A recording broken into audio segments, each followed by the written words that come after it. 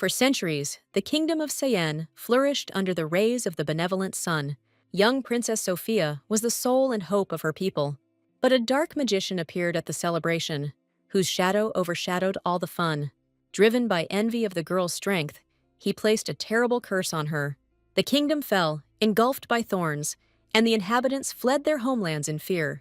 The heroine was left alone, forever imprisoned within the walls of the cursed castle. But the princess's story did not end there, taking an unexpected turn. The girl spent countless years in melancholy, seeing no end to her suffering. A sudden crack in the sky gave her the first hope in a long time. When the invisible barrier collapsed, the heroine rushed towards her new destiny. The girl believed that her savior had finally appeared. After 147 years of imprisonment, the heroine was ready to lift the curse. However, the arriving hero was astonished to find only a chicken on the pillow.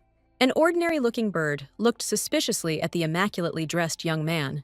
The young man couldn't believe that he had been so foolishly taken in. In despair, the boy lamented the futile sacrifice of his knights. But the chicken turned out to be not so simple, and was getting ready to show its character. A knight suddenly ran in and revealed that this bird was His Majesty. Sir Paul was in complete shock when the damned chicken attacked him with flames. The bird, in a rage, pounced on the hero for disrespecting the heiress of Sayen. The young man could not contain his indignation at such an impudent prank.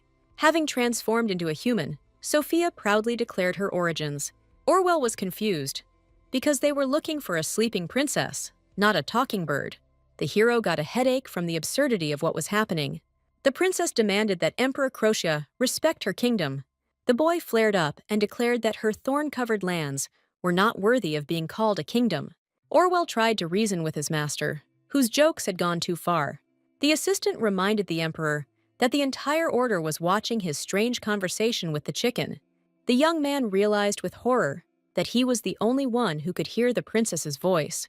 The knights were perplexed and decided that their leader had gone mad. The knights attributed their commander's strange behavior to the long and tiring journey. The young man was pierced by a terrible suspicion. Could he really be the only one who could hear the princess?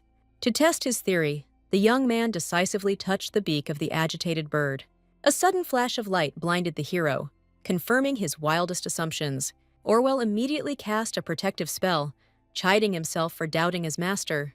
In a panic, he ordered the knights to prepare for battle, recognizing the glow as attack magic. Finally realizing that the chicken was Princess Sophia, everyone rushed to catch her. The girl realized that these rude men were not heroes capable of lifting her curse. The disappointed princess flew away, cursing the stupid magician she had trusted. Having come to his senses, the angry hero demanded that his people find the escaped chicken. Orwell still could not believe what had happened, and asked the gentleman how he had figured it all out. The thought that this impudent chicken was Princess Sophia was beyond my comprehension. Irritated by his assistant's distrust, the hero brushed off the pointless questions. Orwell was at a loss to comprehend the absurdity of the situation. The emperor decided to act alone and ordered his knights not to follow him. There was no time left for empty talk. It was necessary to urgently catch up with the fugitive. The young man was determined to personally settle the matter with the stubborn princess. Looking at the portrait of the beautiful maiden, the guy assumed that she was hiding in the palace garden. No one could believe that the gentle beauty in the painting and the mad chicken were one and the same person. The feathers scattered around the garden seemed like a mocking invitation to chase. The guy is serious about talking and is not going to back down. Having found the princess in the garden, he tried to reason with her, as running away would not solve the problem. The young man suggested that she forget their awkward meeting, which greatly surprised the girl. Sophia couldn't believe he had taken her outburst so lightly. Was his magic so pathetic that her antics seemed harmless to him? The heroine thought bitterly that in human form she would have deserved more respect. Embarrassed by her situation, the girl demanded to be left alone. In desperation, she pointed to a tiny hole in which she definitely couldn't hide. Realizing that she was stuck alone with him, the princess furiously attacked the slow-witted guy. The young man apologized sheepishly, trying to establish contact with her. The girl complained in despair that even in the body of a chicken she could not die, and continued to gain weight on grass alone. The guy awkwardly sympathized with her plight, which only angered the princess even more. To understand the situation, he asked if any strange magician had confessed his love to her. The heroine realized with horror that her tragic story had turned into a humiliating legend about selling her soul. The princess offered Emperor Crotia a deal, promising to dispel the rumors in exchange for getting rid of the thorn bush. Burning with shame for her situation, the girl tried to fly away from her intrusive savior. She swore that she would rather die than allow this man to control her destiny. However, all her efforts were in vain when a strong hand easily caught her in the air. The young man mockingly reminded her that she was a chicken, not a hawk, and would not be able to fly far.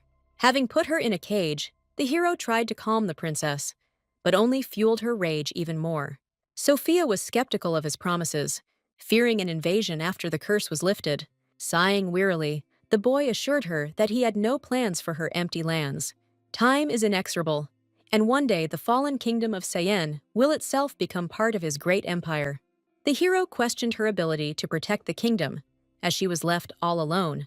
Despite his doubts, the girl was confident that the descendants of her people would one day return. She believed that the legends of Sayen, passed down through generations, would call her people home. The young man was skeptical of her prophecy, but agreed that the main goal was to lift the curse. The princess asked about his plan to destroy the bushes, since she herself was powerless. She bitterly admitted that the curse had weakened her, and now she had little control over her magic. Suddenly, the young man understood everything. In order to get rid of the thorn bush, she first had to remove her own curse. According to ancient legend, only a true hero, warrior, or knight could lift the curse. The emperor believed that typical heroes were no longer to be found in their times, but a knight was a perfectly plausible option. Orwell, buried under books, nervously hurried his master, sensing something was wrong. Suddenly, the guy remembered that his assistant had once been involved in fencing. By his strange logic, this automatically made Orwell technically a knight. Without thinking twice, the young man offered to officially knight his mage right then and there. He smiled and bestowed upon Orwell the honor of becoming the first great magician of the empire to be knighted. When the embarrassed assistant agreed, the emperor realized that he had found the very hero.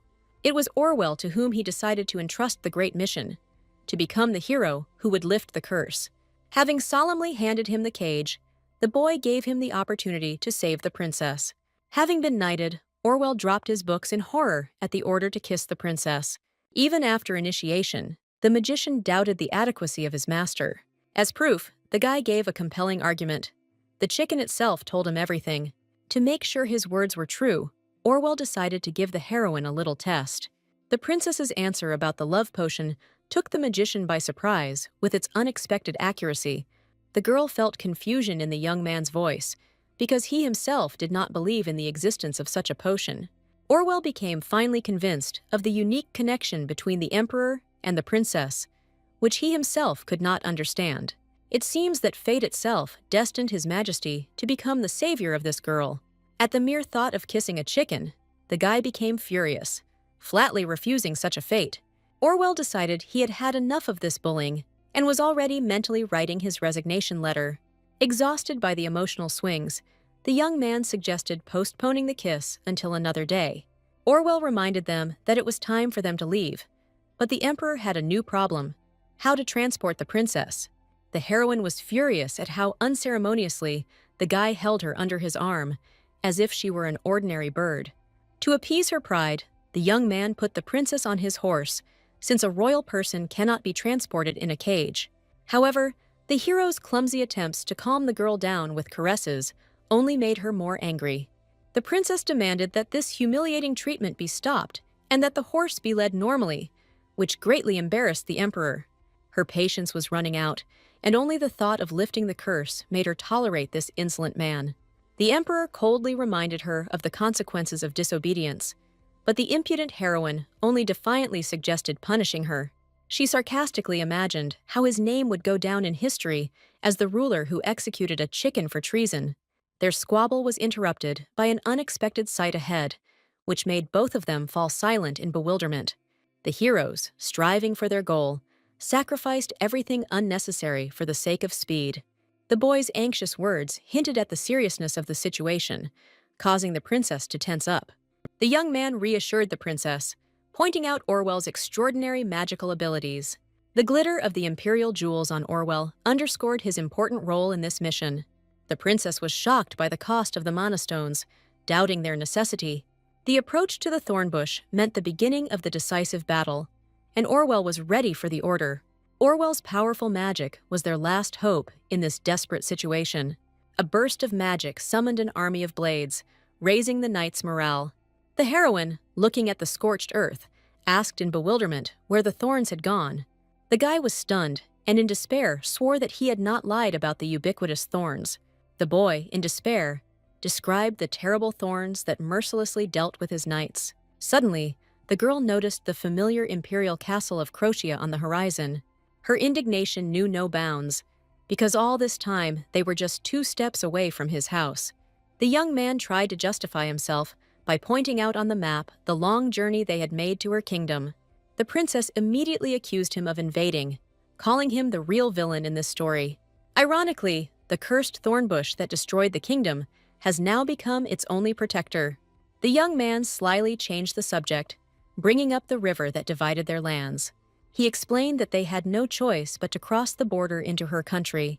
Seeing his gloomy face, Sophia silently sympathized, realizing that he had his own unspoken concerns. However, as soon as they arrived at the castle, the girl immediately ran away, leaving her problems behind. The emperor's mind was in chaos. He could not believe that he had made such a mistake. In despair, the young man lamented his ignorance of the chicken's flying abilities. Orwell confidently assured his master that the search was already underway and that the fugitive would soon be with them. The young man sarcastically doubted his success, since there were countless chickens in the world. The wise assistant suggested that harsh reality itself would force the pampered princess to return. Taking advantage of the moment, Orwell decided to ask a question that had been bothering him for a long time. He asked directly if His Majesty was so sure that this chicken was really Princess Sophia. The main proof for the guy was that the thorns retreated in her presence. But Orwell noticed a discrepancy. If the bushes were supposed to imprison her, why did they let her go? A sudden insight struck the young man. What if this chicken is not a princess, but that same evil magician? Orwell made the bold suggestion that if the magician himself pretended to be Princess Sophia, dark magic is insidious, and after a century, the caster could well have become a victim of his own curse. The only proof of her identity was words, and this uncertainty drove the emperor crazy. Casting aside his doubts, the young man decided to focus on the upcoming important meeting. He gave his assistant a strange order to immediately get any white chicken. Orwell suggested postponing the meeting until they found the real princess. But the emperor had other plans. Influential nobles who controlled half the empire's budget were already waiting for an audience, and he could not send them away. Realizing his short-sightedness, the faithful assistant apologized to his master with shame. With a sly smile, the young man urged Orwell on. For now, he understood the full importance of his strange undertaking. The entire palace was already full of high-ranking guests, eagerly awaiting the start of the meeting. Desperate to find a hero, the princess decides to take matters into her own hands and find a suitable knight. The only clue to salvation was a gold medal with an eagle on it. Full of determination, the girl sets off in search of the Imperial Guard, where her knight should be. Her search led her to a majestic building, the headquarters of the Order of the Eagle. 3 days after Sophia's escape, chilling screams began to be heard from the Order of the Eagle at night. Every night, cries of pain broke the silence, giving rise to terrible rumors among the castle's inhabitants. Rumors of a mysterious nocturnal attacker quickly spread throughout the palace, sowing panic among the servants. They talked about a certain pervert who kisses sleeping knights at night, causing general bewilderment. But the emperor had no shadow of doubt as to who was behind these mysterious events. Orwell merely confirmed his master's suspicions, since everything pointed to Princess Sophia's guilt. All the injured knights were members of that very expedition, but the girl's tactic of kissing and running away baffled the emperor. Her naive idea of a kiss, gleaned from fairy tales, was the only way she knew to break the curse. In order to somehow explain his strange behavior to the nobles, the young man presented them with a fake chicken. Realizing that he couldn't catch her using conventional methods, the guy decided to resort to cunning and set a trap for her. Meanwhile, the real Sophia, tired of the endless search, found temporary refuge in an empty storage room. Once again disappointed in her attempts, the girl came to the conclusion that it was all a waste of time. Suddenly, a terrible guess struck her that this very unbearable emperor was her betrothed hero. This thought plunged her into despair, because now she had to somehow get into his bedroom. She immediately discarded the idea, deciding to resort to it only as a last resort. Having gathered her courage, the heroine decided to continue her search among the knights, using her chicken position as cover. Full of determination, Sophia encouraged herself, believing that she would succeed. Sneaking into the next room, she felt something was wrong due to the increased security. Finding Sir Chen sleeping, the girl mentally apologized to her latest victim. Without wasting a second, the heroine quickly rushed at the sleeping knight. But an unpleasant surprise awaited her. Instead of a knight, a treacherous emperor found himself in bed. Outraged by his insolence, the girl demanded that he let her go. But the young man only grinned in response. In the heat of the fight, the princess dug her claws into his arm, which infuriated the guy. In despair, she threatened to burn the bag. But the young man only advised her to think carefully. The heroine realized with horror that she was sitting in the bag that she had just threatened to set on fire. The emperor coldly admitted that her tiny kingdom held no interest for him. Princess Sophia was skeptical of his words, since there was no need to lie to the ruler of a third of the continent. He had no plans for her lands. His true goal was the Seine River that flowed through her kingdom. While tying the bag, the young man emphasized that this river was the key to the heart of her kingdom. The indignant girl broke free from the bag, because the desire to get the river was no different from capturing the entire kingdom. The naive princess was confident in the well-being of her river, unaware of the impending disaster. The guy revealed to her the bitter truth. For more than half a century, the Seine River has not flowed due to a mysterious blockage. This news shocked the girl, because the only reason could be the cursed blackthorn. Although the exact reason was unknown, the young man was confident that this was their best guess. He explained that the problem was not so serious 6 months ago, but the situation has worsened sharply. Pointing to the sky, the young man hinted at the coming rains, which would turn the traffic jam into a real disaster. The only hope for relief from the drought was rain, which had not arrived in the south for 6 months. Finally, Sophia understood that the ruler of the great empire had personally gone to her kingdom to save his people. With a slight mockery, she called him a ruler with a kind heart, which slightly embarrassed the young man. The girl explained that he is actually much nicer than he tries to appear. It was no surprise to her that the ruler cared about his people. Hearing such a compliment for the first time, the embarrassed ruler could not hide his blush. She touched him with sympathy, realizing what a heavy burden he carried on his shoulders. The unexpected tenderness of the chicken caused him to feel strange and disconcerting. Suddenly bursting into the room, the guy grabbed his stunned assistant. In dismay, he admitted that Orwell had been right, and they now had to act. Suddenly, the young man realized that this princess, or rather the chicken, possessed some kind of magical power. Orwell was stunned by these statements, not understanding what was happening to his master. Deciding that compliments were the emperor's weakness, the assistant promised to give them regularly, which gave him a migraine. The boy shouted in anger at him not to twist his words, but Orwell saw this only as confirmation of his theory. The assistant slyly suggested that His Majesty was saying this only because he had been complimented. In a panic, the young man began to doubt himself, thereby finally destroying his authority in Orwell's eyes.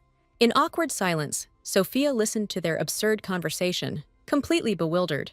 Looking at the ruler, unable to accept a simple compliment, she thought sadly about the imminent collapse of his empire. Meanwhile, Sir Chen, a proud knight of the Order of the Eagle, was introduced as the emperor's loyal protector. Besides the grueling training and daytime duty, other more bizarre trials awaited him. Exhausted from unpaid night shifts, Sir Chen wandered through the dark corridors of the palace. He felt betrayed that his loyalty to the emperor had been so unceremoniously exploited. Having lost even his own room, the knight was on the verge of despair when there was a knock at the door.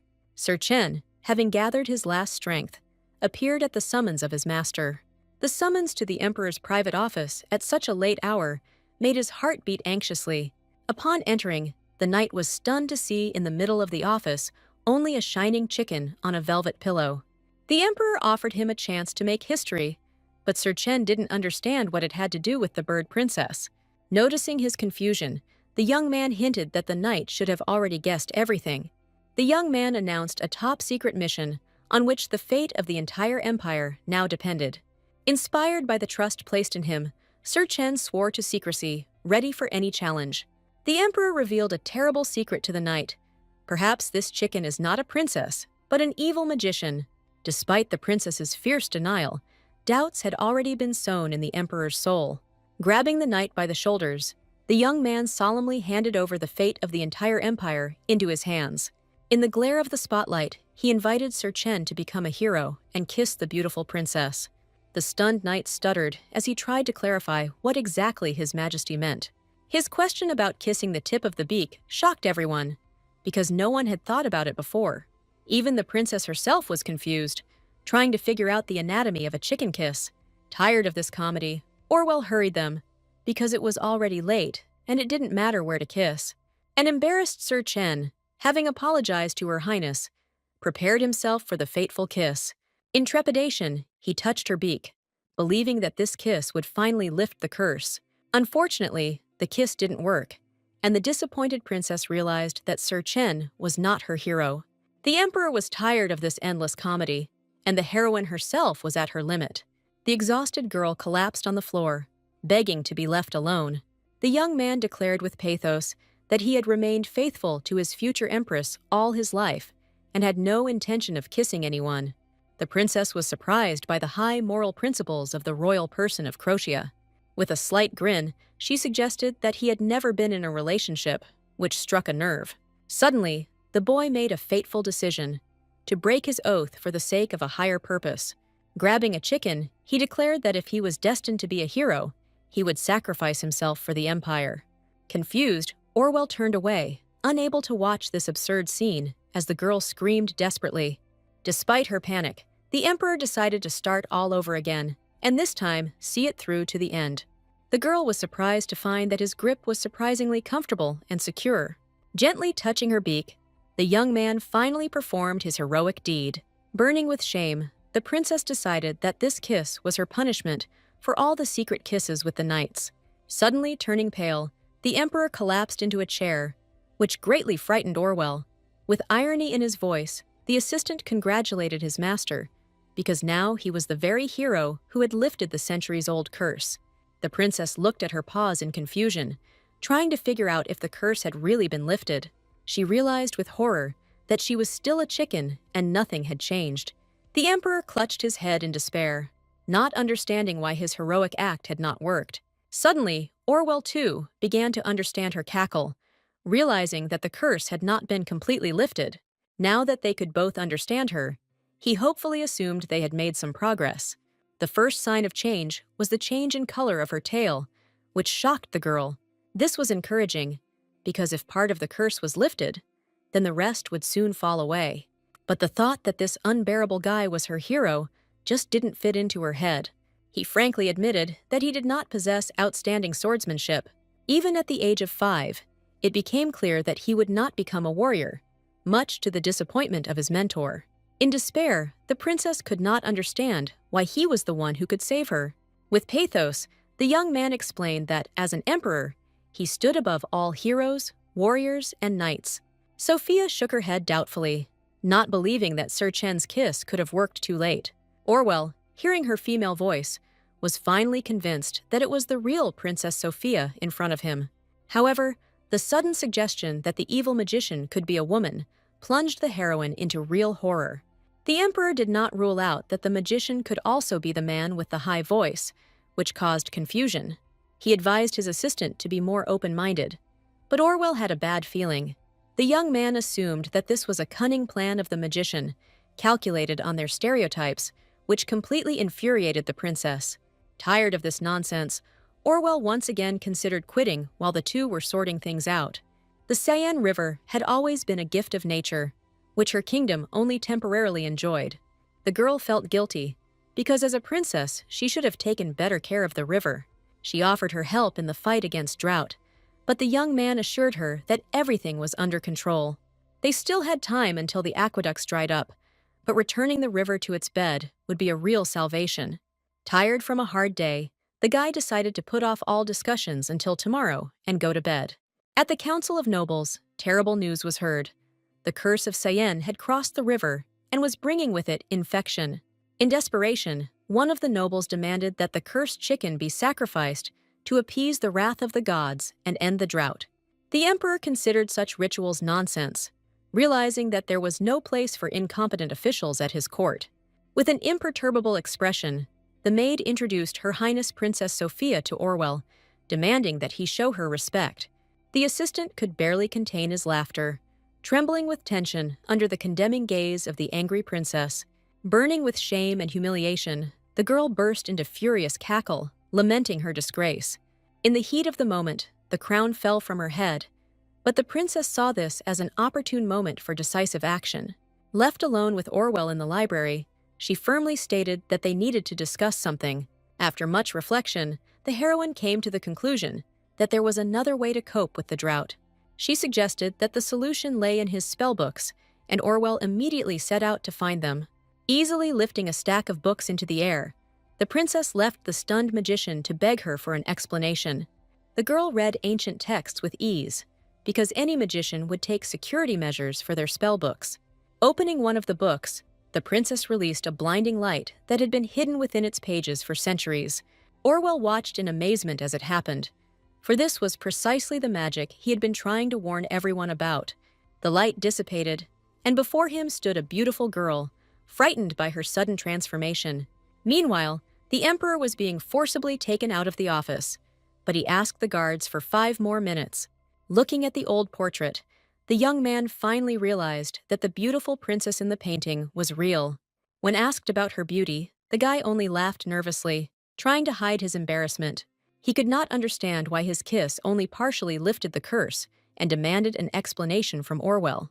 The answer was simple and cruel. True love's kiss was needed for complete healing.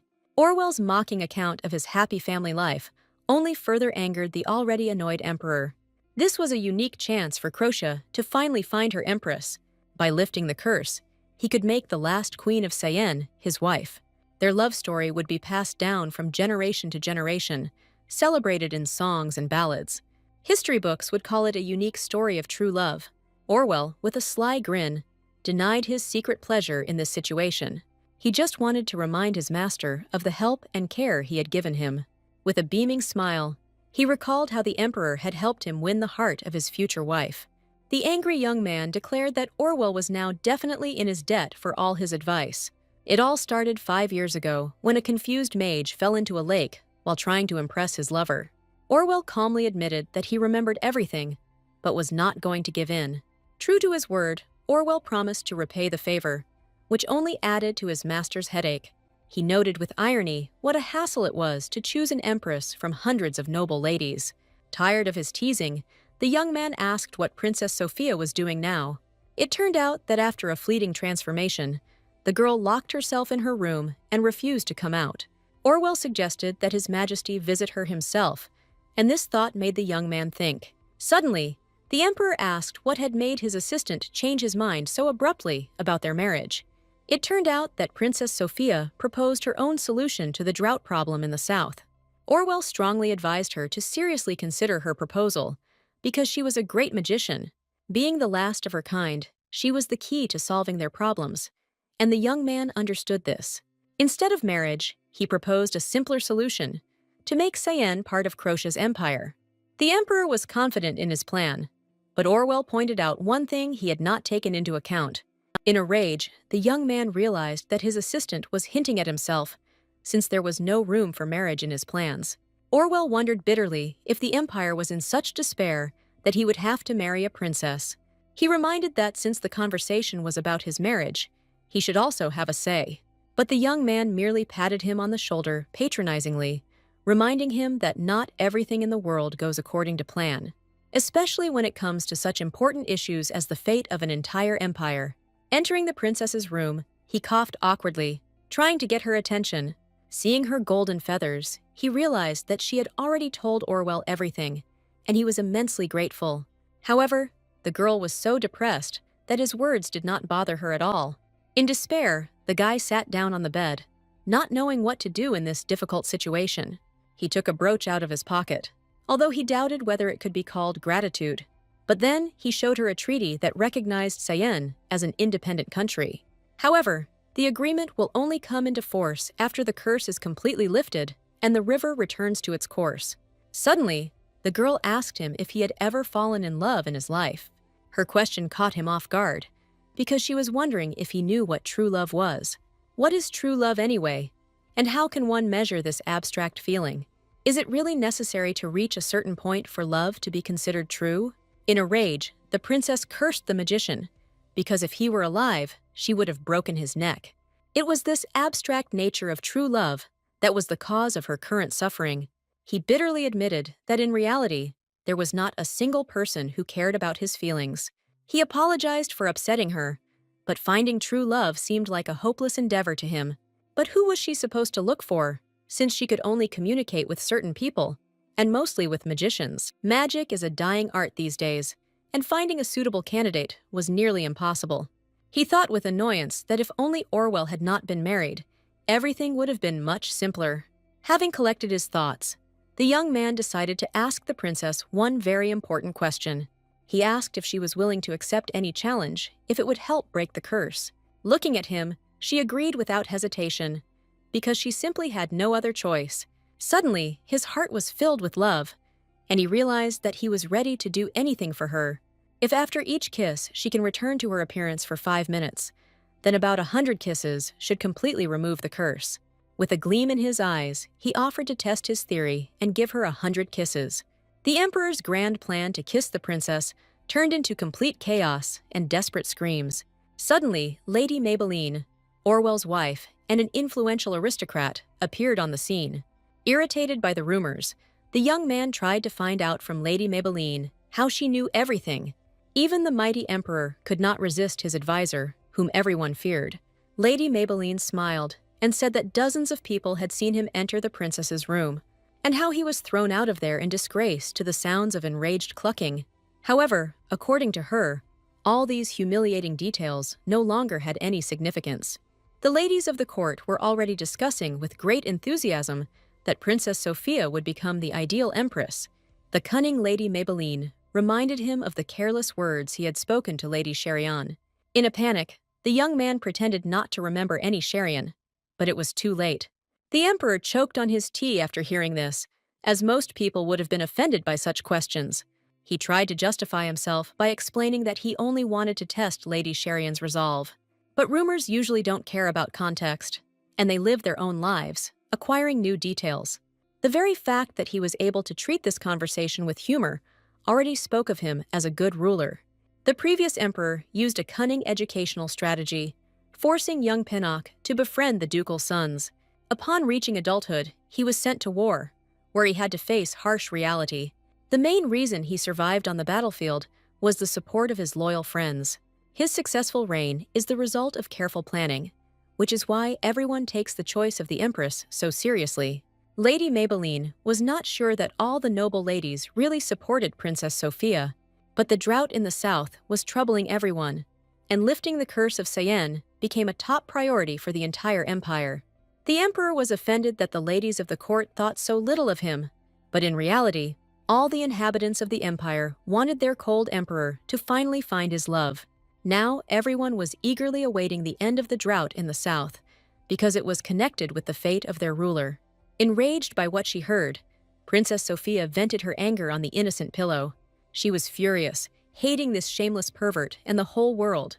In a fit of anger, the girl threw a pillow at the door, cursing him and wishing he would become impotent. Having calmed down, she decided that it was worth apologizing to the knights for her night terror. Realizing how much she had frightened them, Sophia slapped herself across the cheeks in remorse. The maids suddenly appeared and caught her in an awkward position, which only added to her humiliation. But first, she needed to find a new man who would help her break the curse. His shamelessness could still be tolerated, but his perversions, never. She wept over her fate, unable to accept such a hero. In despair, the princess threw the pillow off the bed, screaming that her fate could not be so cruel. So what if he's handsome? Too much beauty is also a problem. She needed a kind and gentle man, not this hot and arrogant guy.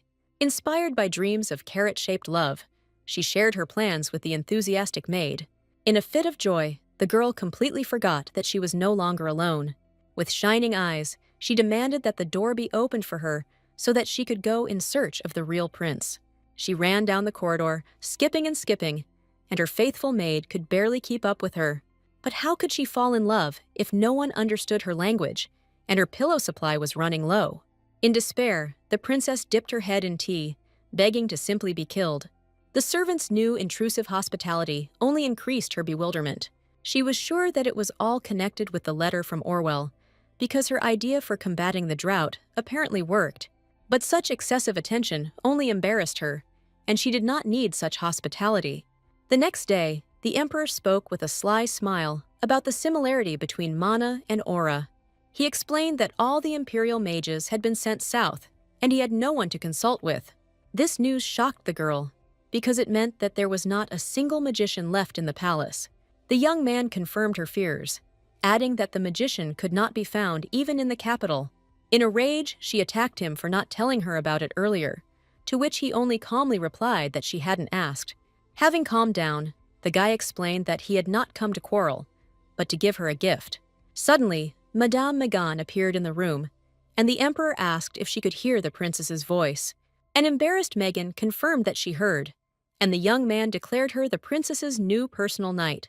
Sophia was shocked that her personal guard would be a knight who used aura. The emperor presented this with a smile as a reward for her contribution to the development of the empire. The princess could not believe that a man with such talent would be entrusted with the job of an ordinary security guard. She turned sympathetically to Ms. Megan, but she only assured her that she was happy to serve His Majesty. The young man watched this scene with a grin, enjoying his small victory. Trying to enlighten her, he explained that she was a magician and needed appropriate protection. The indignant girl declared that this was a waste of talent and demanded that the knight be given to her. But the young man was adamant, because Mrs. Megan had sworn allegiance to the empire and could not change her citizenship. Mrs. Megan proudly stated that Croatia is not only the richest country, but also has the best living conditions.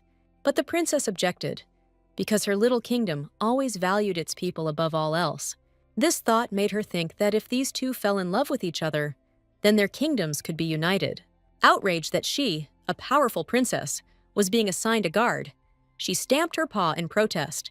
She is a chicken that can take care of herself and doesn't need any nanny. Horrified by her thoughts, she slapped her cheeks, reminding herself that she was a human being, not a bird.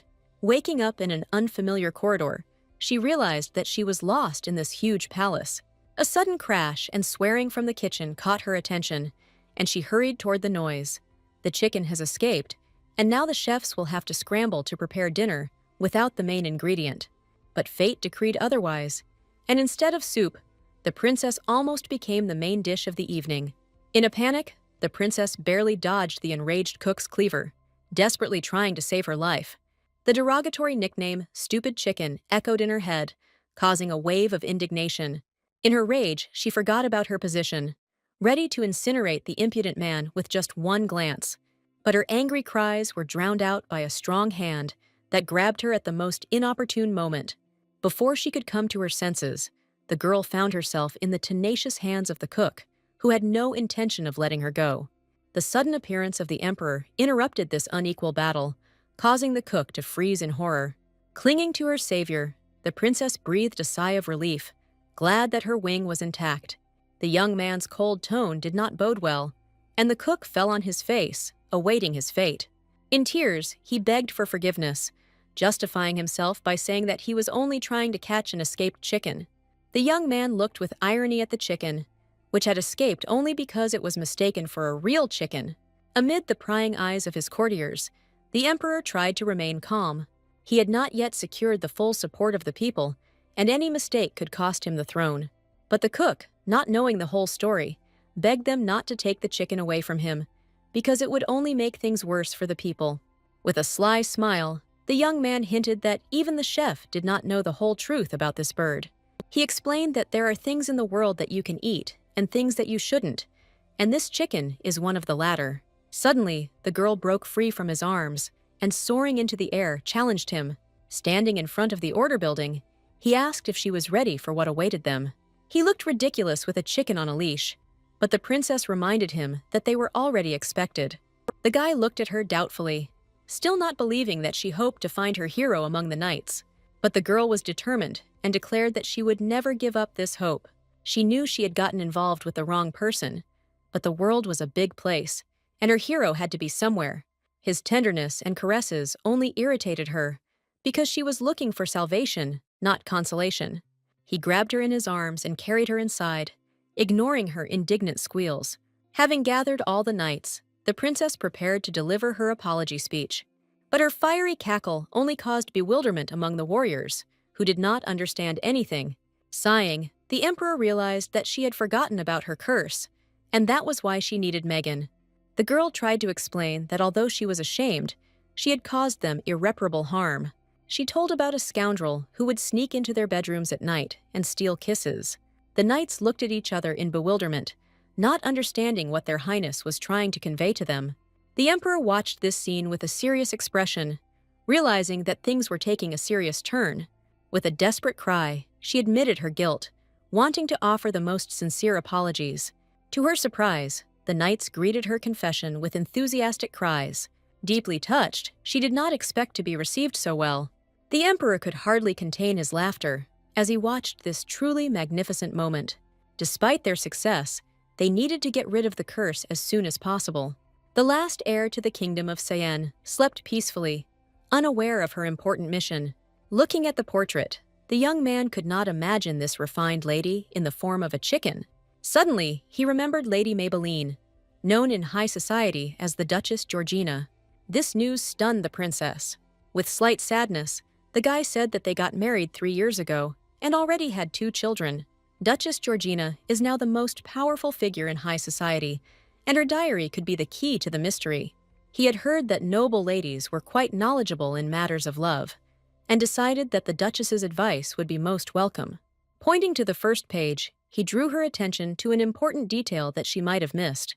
Usually, lovers call each other not by their names, but by affectionate nicknames. The thought of nicknames brought a storm of emotions to her, because in Sayen, it was something special. With a sly smile, he suggested starting with the most reasonable option. The embarrassed girl tried to avoid any misunderstandings, since their relationship was purely business. She reminded him that since he had never kissed anyone, he had never had a relationship. Trying to find a compromise, she had a hard time choosing her words so as not to offend him, but also not to give him false hope. Her innocent question about whether he had ever truly fallen in love infuriated him. He indignantly stated that he had experienced his first love before puberty. The girl couldn't believe that this man actually considered nicknames to be the basis of a love relationship. Now, a new rumor was circulating throughout the palace. The emperor's heart had never fluttered from first love. Lady Maybelline knew that there was unrest in the palace and decided to find out all the details from her husband. She insisted that he must hear everything directly from the emperor, as this was not something to be spoken about lightly. Having calmed her husband, she promised that she would take care of this delicate situation herself. 2 days later, Princess Sophia was still unsure whether she should call him dear. Her complicated relationship with the emperor was getting worse, and a simple nickname might have smoothed things over a bit.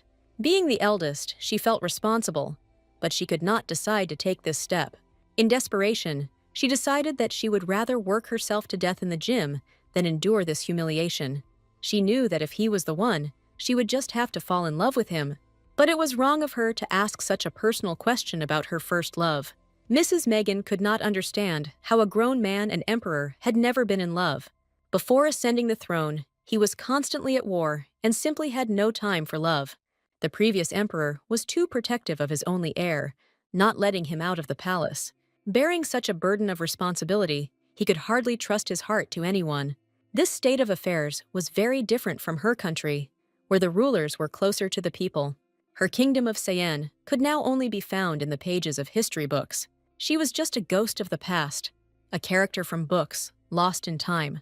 Ms. Megan was confident that the princess was probably already in love and would be better off taking the initiative. Of course she had a first love, because she was always surrounded by attention. But it all ended before she could confess her feelings. Megan was right, who said that only men should take the initiative. Despite all his faults, she saw nothing in the emperor that could interest her.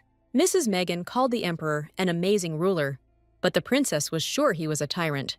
She didn't argue with his leadership qualities, but she was interested in his attractiveness as a man.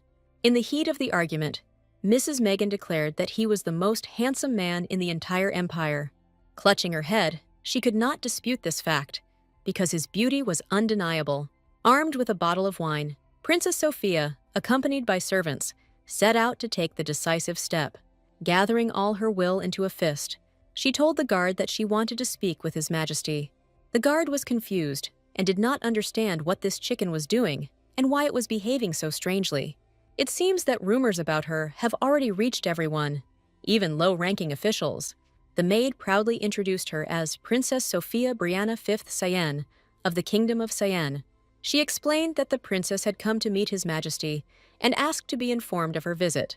But the guard saw only a chicken in front of him, and the whole situation seemed completely absurd to him. Having asked to wait a minute, he hastened to report the strange visitor. Stumbling with excitement, he tried to explain that either a man or an animal had come to the emperor. An angry Orwell demanded that he speak clearly and distinctly in the presence of His Majesty. In a panic, the guard blurted out "chicken," which made the emperor wonder about the reason for such a sudden visit. He had a bad feeling about this and prepared himself for the worst. He was sure that only she could make him worry about his rule, and he ordered her to be brought inside. The guard carried out the order in bewilderment, because it was just a chicken. Having thanked the guard, Princess Sophia proudly entered the emperor's office. In a rage, she asked if he had drunk all the wine she had brought as an offering, but the young man only grinned, pointing to the huge stack of papers on his desk. He is not one to stay late at work, and he set out on his own to solve the drought problem. Looking at the mountain of papers, the girl realized that Crotia's empire was much larger than she thought. But it didn't end there, because he wasn't even shy about kissing her, offering to test the theory of 100 kisses. He always acted decisively, and as soon as he was offered a solution to the problem, he sent all the magicians to the south. Looking at him, the princess thought that Crotia was very lucky to have such a ruler.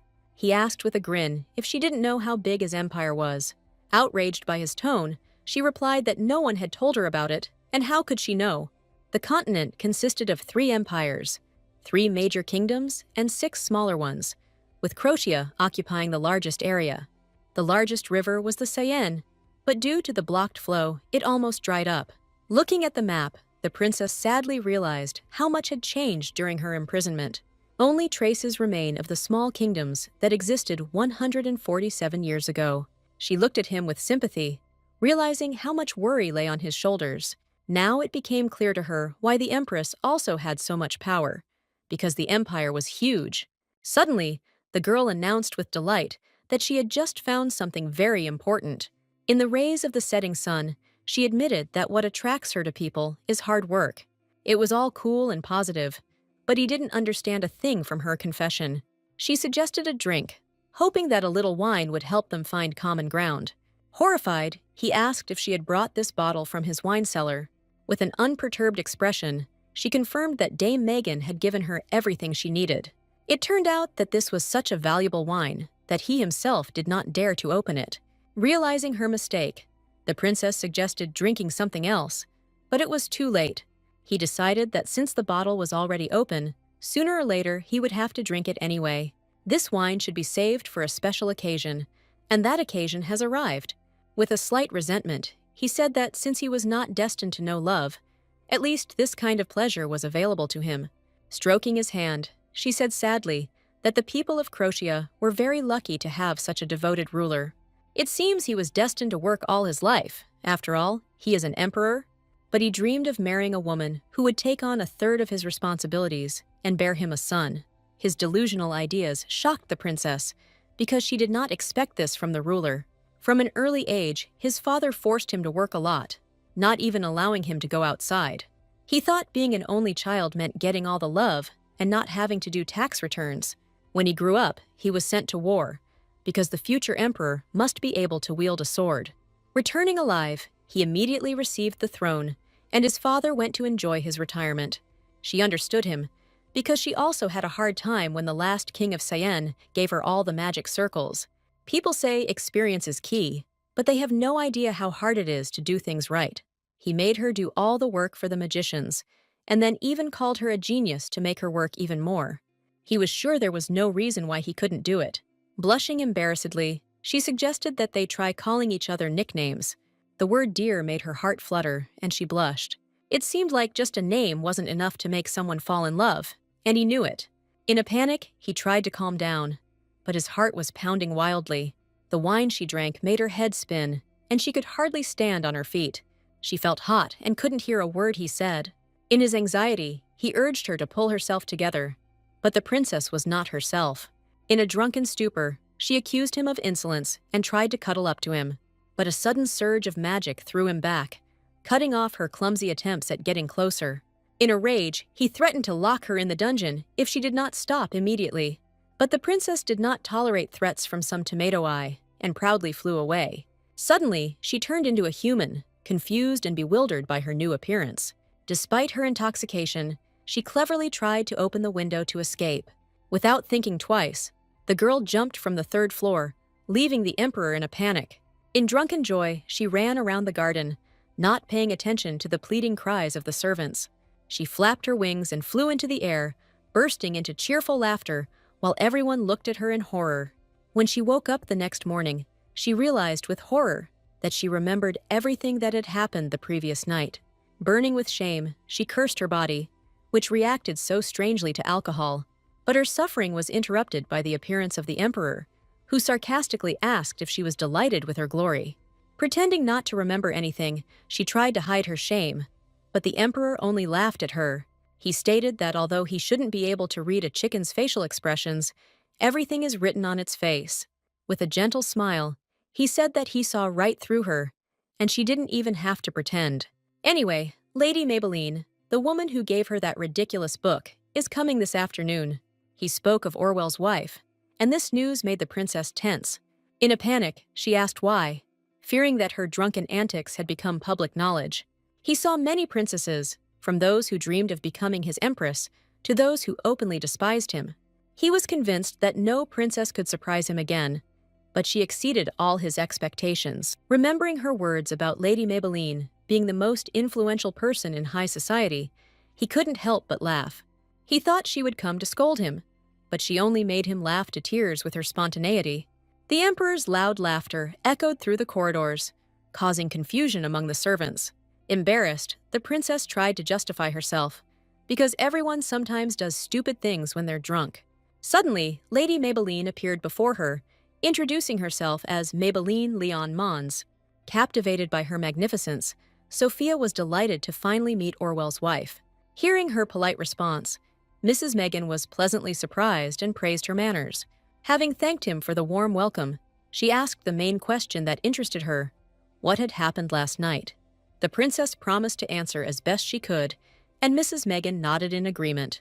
Lady Maybelline asked bluntly how she felt about Emperor Lennox. Her ambiguous answer made Lady Maybelline think about the long journey ahead. She reminded him that, as Emperor of Croatia, he was the most powerful man in the entire world. She was confident that an alliance with Croatia would contribute to the prosperity of her kingdom. The emperor will provide her with many talents and resources to help her regain all the lost years. On hearing her answer, Lady Maybelline was glad that the princess recognized the good qualities of the emperor. Judging by the way the conversation was going, Ms. Megan was pleased with how it was going. She was sure that the two would never meet, and with a smile, she gave up the profession of translator. Lately, the emperor had been increasingly visited by the same thought. For some reason, their relationship with the princess became increasingly hostile. Orwell couldn't understand why they couldn't just fall in love with each other.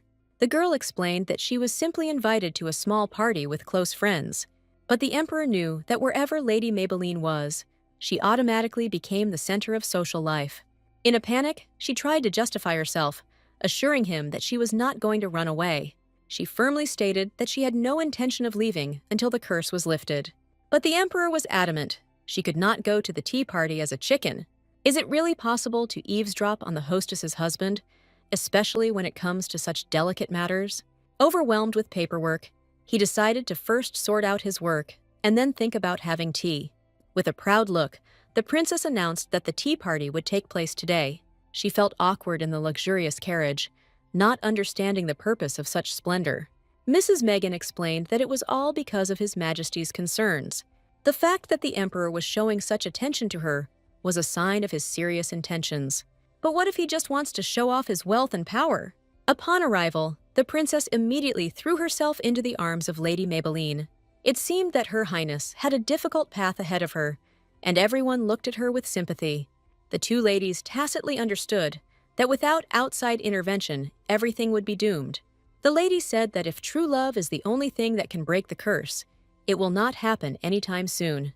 She was afraid that the princess's current form lacked feminine charm, and this was a real blow to Sophia. The emperor, furious, could not believe that anyone would seriously discuss the possibility of falling in love with a chicken. In a panic, Ms. Megan tried to defend her master, assuring him that he was not one to fall in love with appearance. She declared passionately that he was a great man who loved all the hens of the empire. But it was not romantic love. For the miracle of love to happen, she needed to become human, and Lady Maybelline was ready to help her with this. She introduced her to her good friends, who would do everything in their power to help her. Lady Dahlia Tio and Lady Jenny Hesia, having learned of the situation from Maybelline, immediately came to the rescue. They confirmed that Emperor Lennox had never been in a relationship, and that gave them a chance. Full of determination, Princess Sophia decided that it was worth trying to make the emperor fall in love with her. With enthusiasm, they set about the task of winning the heart of the cold ruler. After a cheerful tea party, the princess decided to go to the toilet, but got lost in the huge garden. Suddenly, she came across a black cat and had a bad feeling about it. Meanwhile, the emperor was sifting through mountains of papers, lamenting the incompetence of his nobles. Orwell ironically suggested that the problem lay both in the vast estates and in the incompetent gentry. Because of the hereditary system of titles, the heads of families were often idiots. That's why he needed an empress so much. But he couldn't find a suitable woman. He was sure that this was how it should be, because it was about his future empress. But he was troubled by strange conversations about what Lady Maybelline thought about all this. Orwell himself was not sure, because his wife's thoughts always exceeded his expectations. She invited Lady Dahlia and Lady Jenny to tea to discuss how to make him fall in love. But the emperor did not understand why they should interfere in this matter, since he could find more knowledgeable people. An embarrassed Orwell merely shook his head, since in fact it was he who had conquered Lady Maybelline, and not the other way around. On their wedding day, she revealed that their first meeting was not at the ball, but when she dropped her fan. The emperor was shocked. Did Lady Maybelline really force him to marry her? She set fire to the heart of a young man who knew nothing of love, and Orwell sheepishly asked her not to speak like that about his wife. What a couple! One drops a fan, and the other throws herself into the lake. Their story was full of absurd accidents. Since everyone was trying so hard, he couldn't sit still either, so he ordered his horse to be prepared. But Lady Maybelline said with a smile that the princess had gone into the backyard and would soon return. Orwell suddenly appeared and screamed in panic, not understanding what this chicken was doing with the cat. So, a chicken could beat a cat in a fight. And this thought made the emperor think. In her horror, she did not know how much he had seen, and every time she looked like a silly little chicken in front of him. He stroked her with a gentle smile, telling her that it was all over. But she didn't understand what was happening. The friends were delighted and decided that it was love. But the princess was sure that they were wrong. The next day, she was inundated with paperwork, not understanding why the hell she had to do all this. Orwell explained that His Majesty valued her highly, but if she did nothing, she was nothing more than a parasite. But if she can prove that her magic is useful to the empire, it will come in handy in future negotiations between their countries. Then the creation of the Ministry of Magic is just around the corner. But isn't there only 3 magicians in the empire, including Orwell? In a vast empire, there were only 3 mages. This thought haunted her. Magic is dying out, and the creation of the Ministry of Magic will play a key role in the last era of wizarding. Suddenly, she jumped off the table and approached the emperor with a serious question. She asked if it was true that there were people who wanted to sacrifice her blood to the gods. She flapped her wings and stamped her paw, because that is why she wants to create a Ministry of Magic. If she does something outstanding in the era of extinction, she will immediately silence human discontent. But the young man advised her not to read too much, because he did not want her abilities to go to waste. The more people they had working for them, the better. and he stroked her gently, showing his concern. Embarrassed by his touch, she suggested they talk about something else, like a date. His question shocked her, because wasn't he going to remove the spell? He was getting ready, but he didn't understand why they needed a date for this. He sighed and agreed, deciding to start with something simple, like tea. But the princess had her own plans, and she stated that she had already planned everything in advance. The date would happen anyway, and if she ran away, he would drag her back. Orwell suddenly appeared and offered to escort her back to the room. On the way, she asked him if he had made the magic circle he had talked about himself. His answer left her perplexed, because wasn't there an academy here? Thinking about it, she realized that they also had an academy, but everything was a little different. There are simply no classes where they teach magic, because it is a dying art these days. At the Saiyan Kingdom Academy, half of the classes were devoted to magic, and most of the professors were also magicians. He listened to her stories with envy, because everything was different for them. She reassured him by telling him that he had her, the greatest magician of that era. In gratitude, she invited him to ask any questions, and he happily agreed. They found a lot of groundwater in the south, but all the springs were located far from the village. The princess suggested connecting them to the irrigation system using magic. Then their wheat farms will have an irrigation system, and they will be able to use magic by connecting it to the groundwater. The thought gave Orwell goosebumps, as he might have to go back south. The next day, on their first date, he asked her a serious question. Who told her about this place? She didn't understand what he was unhappy about, thinking that he was upset that she had taken him out into the street. He asked her to look around, because everything looked normal, but she pointed to the walls made of glass, through which dozens of eyes were watching them. Everyone around them was staring at them, and it didn't bother her at all, because that's how it was supposed to be. She had done nothing to be ashamed of, and did not understand why she had to hide. But he reminded her of the rumors that might spread if they were seen together. If they do everything so openly, it will cause problems, because she has not forgotten who he is. She listed with a sneer Emperor Crotia, an amateur swordsman and a lover of kisses. He slammed the table in a rage, not believing that she dared to speak like that, drunk to the point of unconsciousness. She simply replied that he had asked himself, and there was no need to remind him of her shameful history. In any case, it was irrelevant, and he tried to change the subject. He wanted to say that he was not only an emperor, but also a bachelor in the prime of life. If they become an official couple, they will face pressure to get married. But they could never be informal, because only true love could break the curse. And once the curse is lifted, the Seine River will flow again, and it will be impossible to keep it a secret. While she was dating him, all eyes were on them, but she was not his empress. Besides, she wasn't his type, and he felt very sorry for that. She replied with a grin that he was not her type either, Your Majesty. She was glad that they had come to a common decision and breathed a sigh of relief. When it comes to something as serious as marriage, it is very important that both parties are on the same page. He offered to make sure no one changed their minds, and she readily agreed. If she follows what Maybelline said, it should be a casual conversation. But for some reason, it was so awkward that she even choked. To break the silence, she asked him if he had a hobby, and he stopped. He replied that his hobby was work, and that was enough for them to eat. Grabbing her, he asked her what she had done wrong, but she did not understand what was wrong. In a panic, she began to justify herself by saying that it was natural, that a busy person like him should not have a hobby.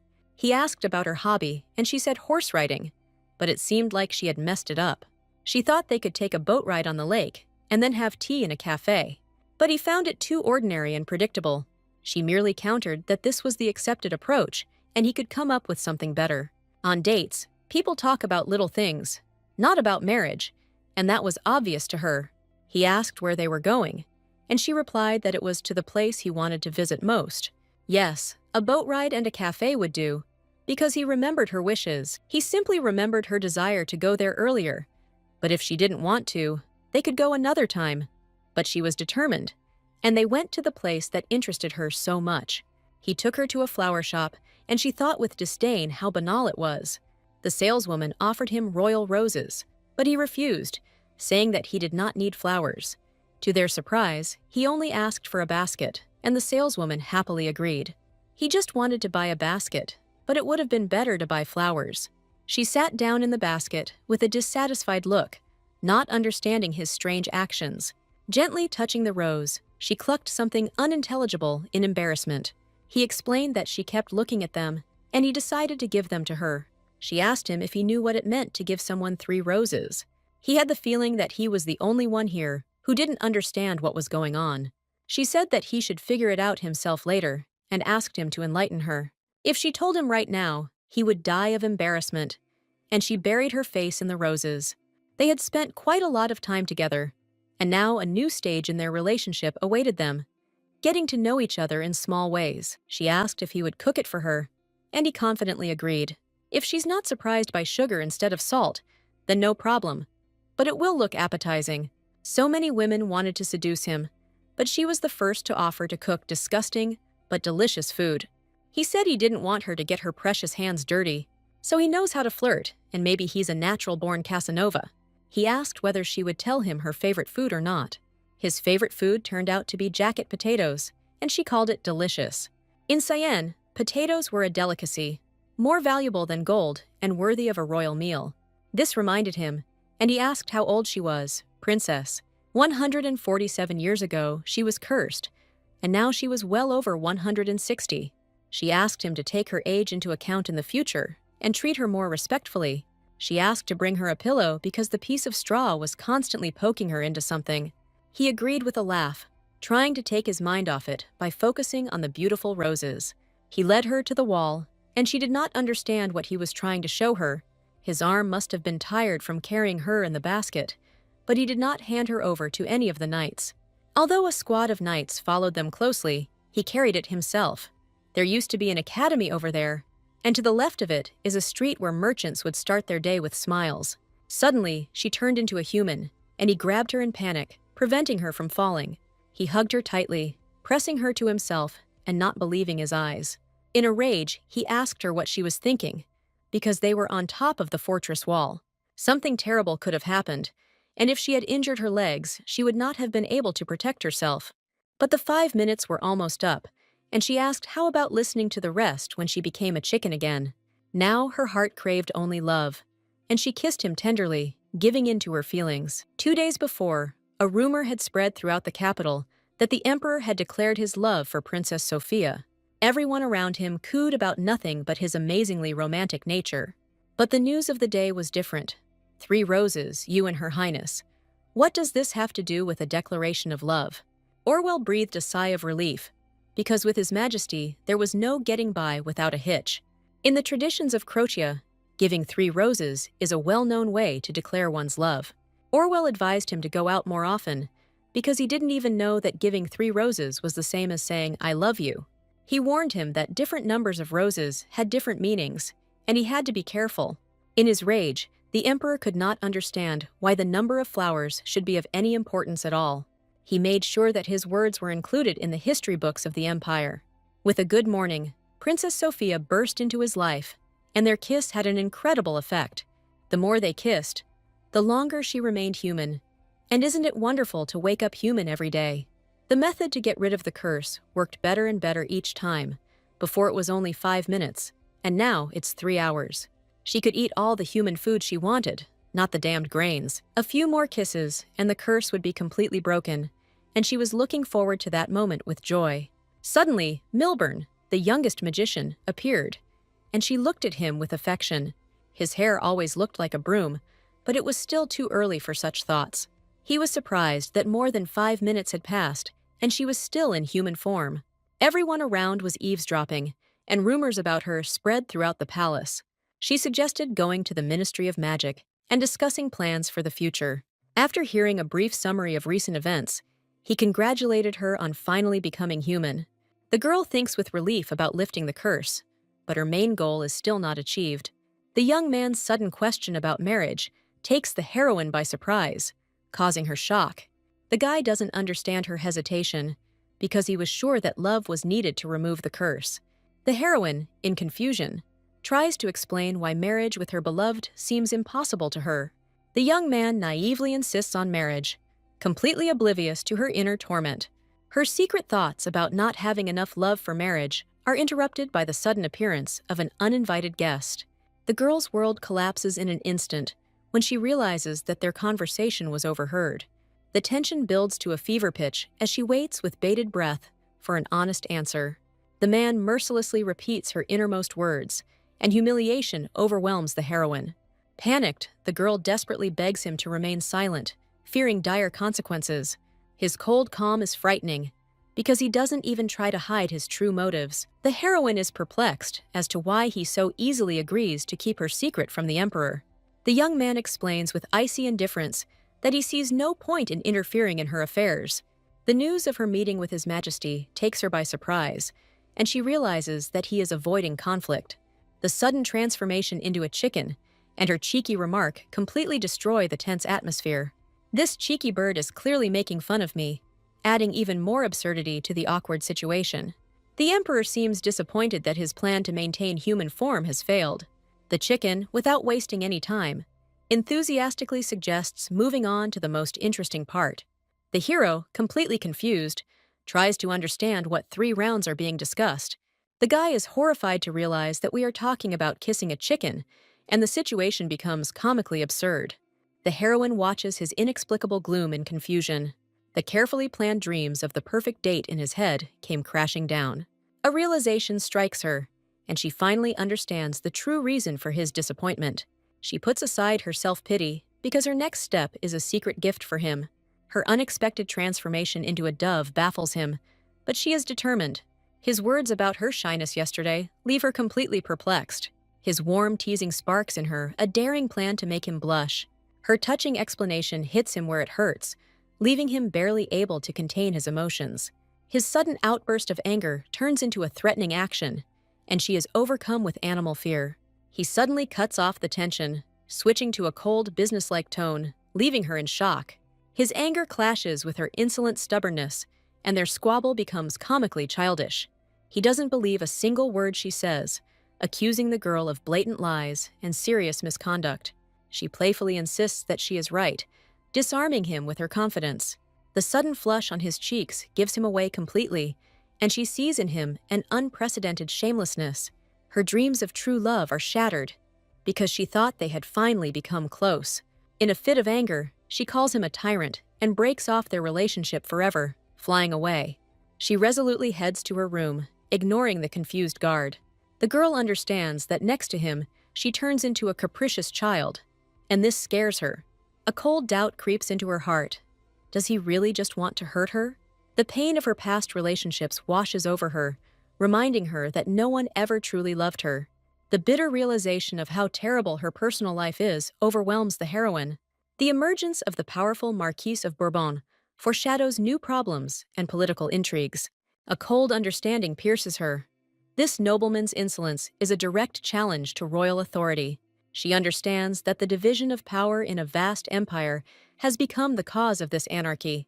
Despite all the political odds, she is filled with righteous anger at his impudent behavior. His sudden interest in her causes the girl anxiety and a lot of unpleasant questions.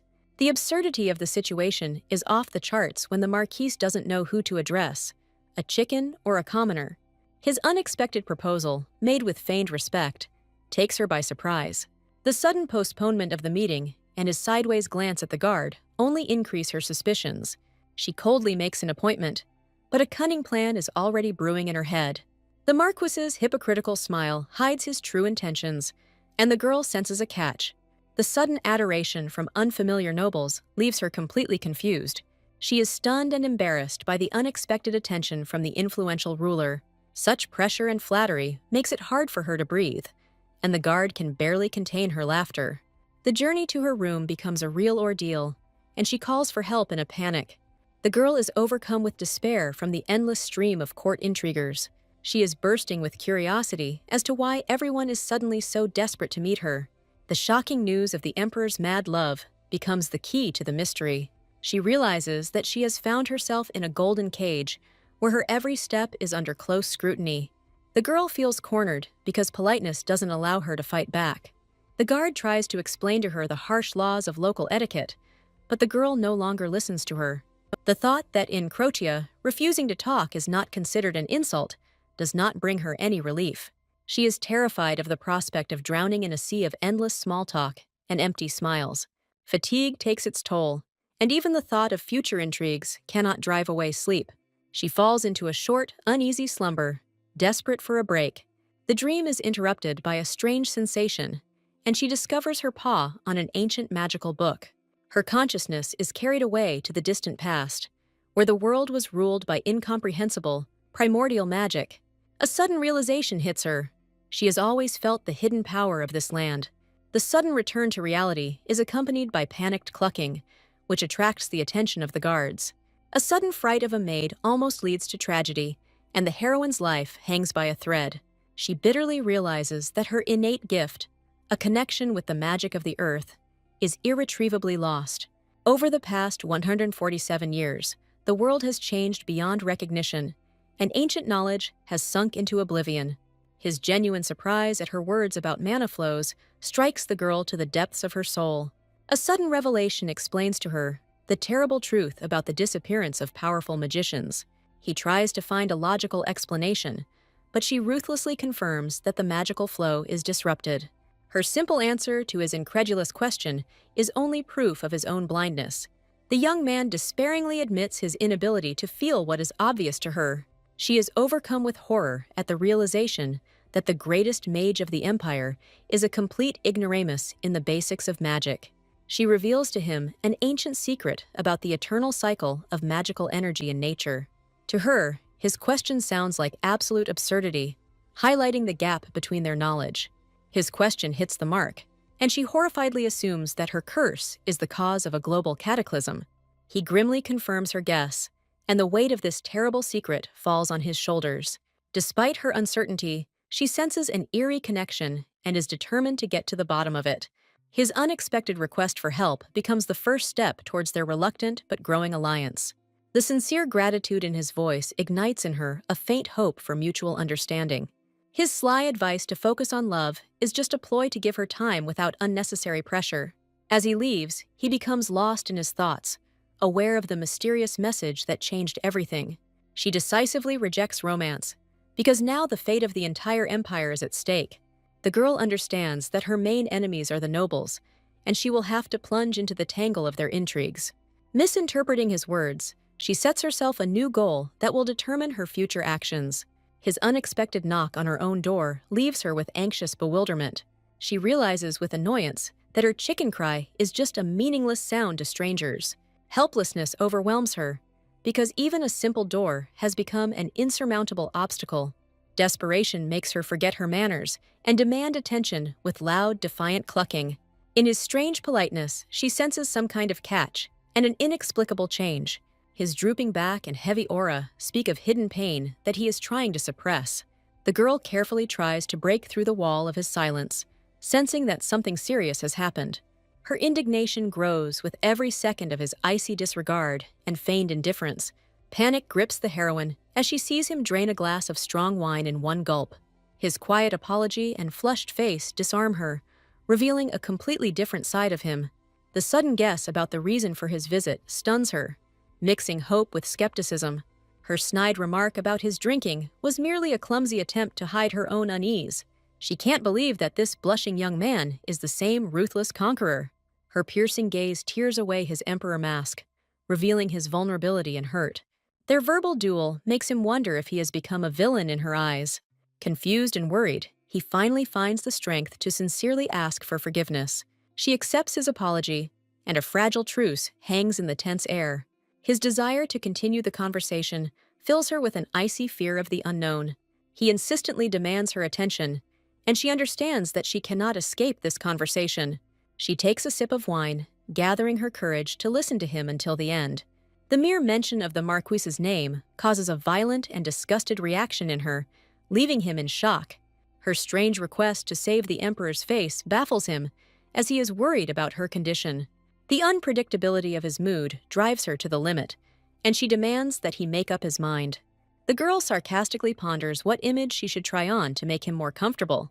Her cold and pragmatic answer to his question cuts to the quick, revealing his vulnerability.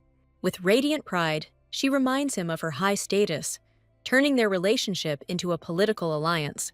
He sadly accepts her terms, but his words reveal a secret desire for a simpler relationship. His piercing gaze makes her doubt his feelings, but he avoids answering. The sudden memory of a talking chicken underlines the surreal nature of what is happening. Her persistent question backs him into a corner, and he realizes she won't back down. His drunken frankness reveals a childhood hurt and an unexpected need for her consolation. His tender and touching compliment about her beauty as a chicken takes her by surprise. His sincere, embarrassed confession pierces her armor, making her heart flutter. He childishly insists on a return compliment, turning a tender moment into a funny squabble. Her awkward compliment about his work is completely out of line with his expectations, leaving him disappointed. Her casual question accidentally reveals his deep loneliness because no one has ever shown such care for him. His cheeky joke about her preferences infuriates her, and she pushes him away in anger. Her accidental mistake with the wine suddenly sends him into a fit of genuine, disarming laughter. Looking at the castle at night, he understands that it is precisely her spontaneity that allows him to throw off the mask of the emperor.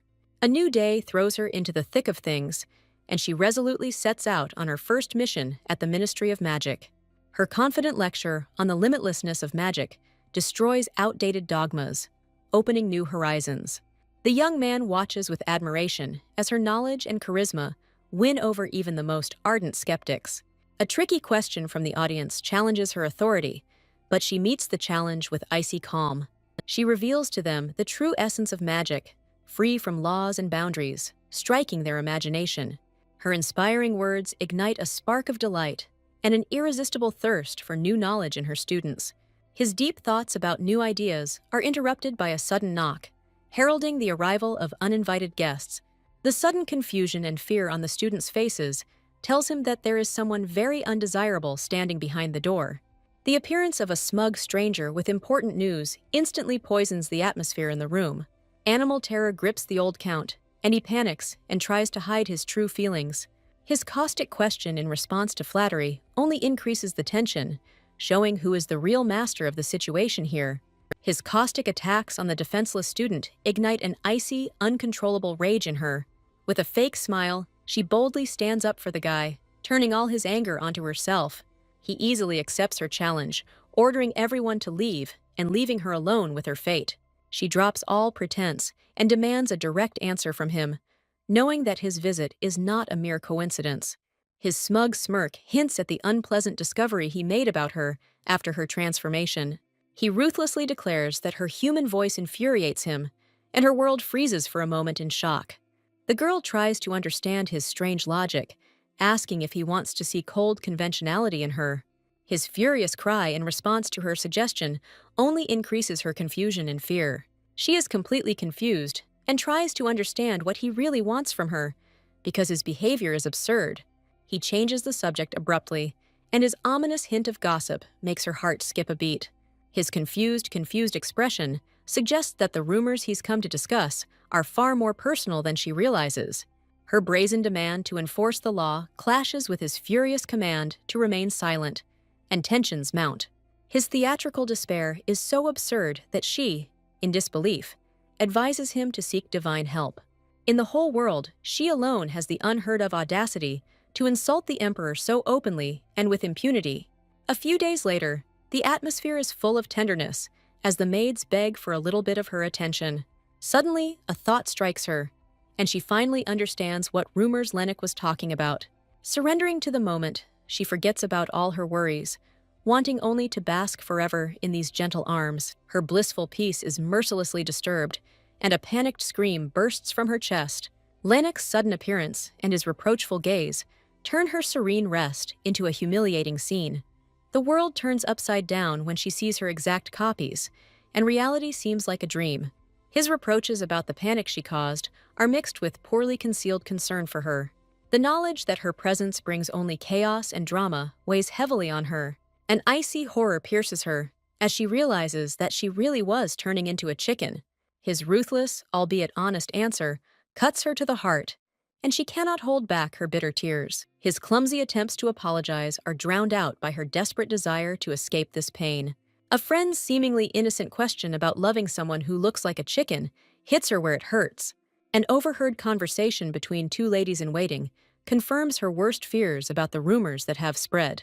She admits with icy calm that she knows about the gossip that circulates around her name.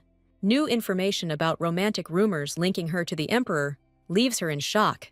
Her anger flares up with renewed vigor because she sees this not as a coincidence, but as another sophisticated mockery.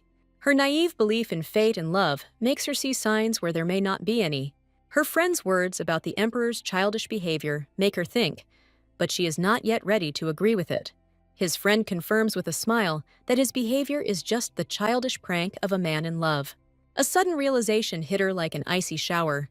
She understood why her relationship with him was so unique. Panic grips her as she realizes that she is losing herself around him, turning into a capricious child. Her friend's wise words bring her comfort, reminding her that true love brings out the best in a person. Her friend's ominous promise to reveal all the secrets of the empire to her before his parents' return leaves her in shock. An icy horror grips her because she understands that his parents' visit is not a friendly meeting, but a severe test. In a fit of despair, she rushes to search for the emperor, instinctively seeking protection from the only one she trusts. Their icy calm against the backdrop of her panic suggests that they knew everything in advance, and this is just part of their cunning plan. She wisely understands his mistake, but her determination to make him answer for it only grows stronger. True to his duty, the young man decides to directly point out to the emperor his mistakes in order to prevent future troubles. Their chance meeting becomes a sign of fate for her, and an opportunity to immediately put her plan into action. Her burning gaze and urgent question make him realize that a serious and inevitable conversation is coming. He calmly guides her, and she gratefully accepts his help as she prepares for the decisive meeting. The sudden cry and the hasty orders for magic show the seriousness of her intentions. Their loud shouting across the room seems childish, but it strengthens their union more strongly than any vows. He is surprised to realize that she has forced him to break palace etiquette, and he enjoys this freedom. Tension mounts in the council chamber as the influential duke demands that the emperor take the people's opinion into account. The furious cries of the aristocrats about the unheard-of disregard for the princess turn the meeting into a real political storm. The hypocrisy of the aristocrats infuriates the emperor because they brazenly demand a marriage that they themselves opposed. His icy calm is just the calm before the storm, and he corners them with his direct question. With a devilish grin, he reminds them of the rules, knowing that he cannot force her into marriage. He gracefully turns the tables by declaring that since they insist, they will have to act according to his plan. His cunning proposal to force her to agree to marriage voluntarily leaves the aristocrats in shock. Their suspicions grow because they see her refusal not as a personal decision, but as a cunning political game. He leaves them to deal with the intrigues because now the fate of the empire depends only on his relationship with her. Abruptly cutting off the pointless argument, he leaves, and a knock on her door becomes the beginning of a decisive conversation. His sudden joy and strange praise only make her feel uncomfortable and suspicious of his sanity. Her instinctive rejection and harsh words instantly destroy his good mood, igniting a new conflict. Her cold premonition tells her that his joy will bring her nothing but new problems. She confirms her anger with icy sarcasm because his service turned out to be a real betrayal. Her direct question about his parents' return hits him hard, revealing his lies and cowardice. His sudden theatrical fall to his knees shocks everyone, and her name escapes his lips. An ancient law forces frightened aristocrats to fall on their faces because they cannot stand above their sovereign. In an awkward silence, he tries to take her away, but turning into a chicken only adds absurdity to this drama. He clings to her desperately, begging for a drop of hope, but his weakness only fuels her anger. His cruel joke is the last straw, and she lunges at him in a rage, ready to fight. The unexpected appearance of a new enemy interrupts their quarrel, and she is given an ultimatum she cannot refuse. The threat of surrender hangs in the air, but in her eyes there burns only the flame of defiance and determination. His fiery determination to go all the way proves that her daring provocation was spot on. The emperor's absurd battle with a chicken leaves the stunned aristocrats completely perplexed. After such a shameful performance, the only way out is to pretend that nothing happened. Completely exhausted, the hero bitterly realizes that next to her, he loses all imperial dignity. In the silence after the storm, her sudden question about his parents catches him off guard, bringing him back to harsh reality. He admits with a heavy sigh that rumors of their scandalous relationship have already reached his family. She asks with disbelief whether this is really about that same ridiculous gossip about their fateful connection. His hesitant attempt to reassure her only increases her anxiety because he himself does not know what to expect from his parents. He begins to share his past, recalling the heavy burden of power that he has borne since childhood. Her precise recollections of his embarrassing past cause him to flush with shame and panic and deny everything. Her smirk melts under his counter-threat, and she reluctantly admits defeat. The calm after the storm makes her curious, and she tries to understand its dark hints. He reveals to her the bitter truth about his lonely ascent to the throne and the burden of power. She thoughtfully goes over the facts of his biography in her mind, trying to piece together this complex puzzle. She is struck by another oddity. The emperor himself is preparing his own wedding, breaking all traditions. His father's harsh ultimatum became both a curse and a ticket to life for him. He is worried about his father's upcoming meeting with her because their clash threatens to turn into either war or a strong friendship. Despite all the intrigue, he warmly notes that the people sincerely fell in love with their unusual princess. Servants are already whispering behind their backs, and rumors about their childhood quarrels only amuse the common people. Doubts gnaw at him, and he realizes that to reconcile with his parents, he will need more than just a plan. His tender confidence that her parents will love her gives her a fragile hope for the future. A pensive young man outside the window unwittingly overhears disturbing rumors about sacred white chickens. The emperor realizes with icy irritation that she was the cause of this entire absurd cult. Her innocent curse suddenly turns her into a deity, and the entire city worships the golden idol. He looks with bitter irony at a world that has gone mad and is ready to worship an ordinary chicken. The sudden news that the mysterious they have finally been found dramatically changes the course of their game. Their secret refuge, hidden from the rest of the world, becomes a new, almost insurmountable obstacle in his path. His irritation grows, but he doesn't yet know that the main problem is not in people, but in a powerful force. The shocking news of the extreme level of magic in that place makes his blood run cold. Her serene awakening on his lap was a sharp contrast to the icy horror he had just experienced. His confused question about her strange route betrays his complete lack of understanding of her true motives. The assistant's naive assumption about the emperor's professional incompetence only causes him mild irritation. She breathes a sigh of relief, as this well-timed meeting becomes the perfect cover for her plans.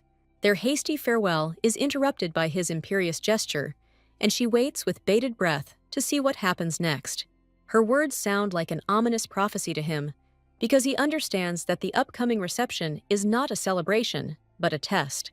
He realizes that preparing for this holiday is not just a duty, but a personal gift and a sign of the highest respect. She proudly recalls her hidden talent, because organizing holidays is her secret passion. His teasing doubts about her abilities are mixed with genuine curiosity and tenderness. Her unexpected knowledge of the language of flowers takes him by surprise, causing him to blush in embarrassment. Suddenly, she is surrounded by a sea of flowers, and she freezes in pure, unadulterated delight at this beauty. The friend watches the princess's reaction with a warm smile, hoping that her gift was to her liking. The luxurious outfits amaze her imagination, and she is delighted to realize the full power and wealth of the empire. She proudly recalls the outfits of her homeland, understanding that clothing is a silent weapon in the political game. Her sincere compliments on the skillful craftsmanship of the embroidery become a balm for the soul of the lady-in-waiting. The emerald dress, as if from a fairy tale, finally conquers her heart, causing a storm of childish delight. Lady Maybelline is pleased to note her keen interest in the process of creating outfits, seeing it as a sign of respect. Behind her smile, there is relief, as the disturbing rumors made her worry about the princess's reaction. A real competition unfolds before her, because she must choose the one who will become her personal dressmaker. She is surprised to learn that this generous gift is merely a clumsy attempt by the emperor to make amends. With wise determination, she abandons her usual style, showing that she is ready to accept the laws and traditions of the new country. Her longing for small talk and familiar life becomes almost unbearable in this foreign country. An unexpected offer to visit a salon ignites a spark of hope in her for a return to normal life. The description of a luxurious and private salon where the elite gathers hints at a world of great intrigue. She firmly asks the guard to leave, preparing for an important and very personal conversation. Putting her romantic plans aside, she takes on human form, because now something more important awaits her. Dropping her mask of insouciance, she prepares to ask a very personal question on which much depends. Lady Maybelline's anxiety and promise of secrecy only heighten the tension before her confession. Her naive question about what a salon is completely destroys the tense atmosphere. Burning with embarrassment, she realizes how far she has fallen behind the social life of this empire. The sudden realization of the vast gap between generations plunges them both into a comical stupor. He is plagued by doubts, because there is no guarantee that her own people will welcome her with open arms.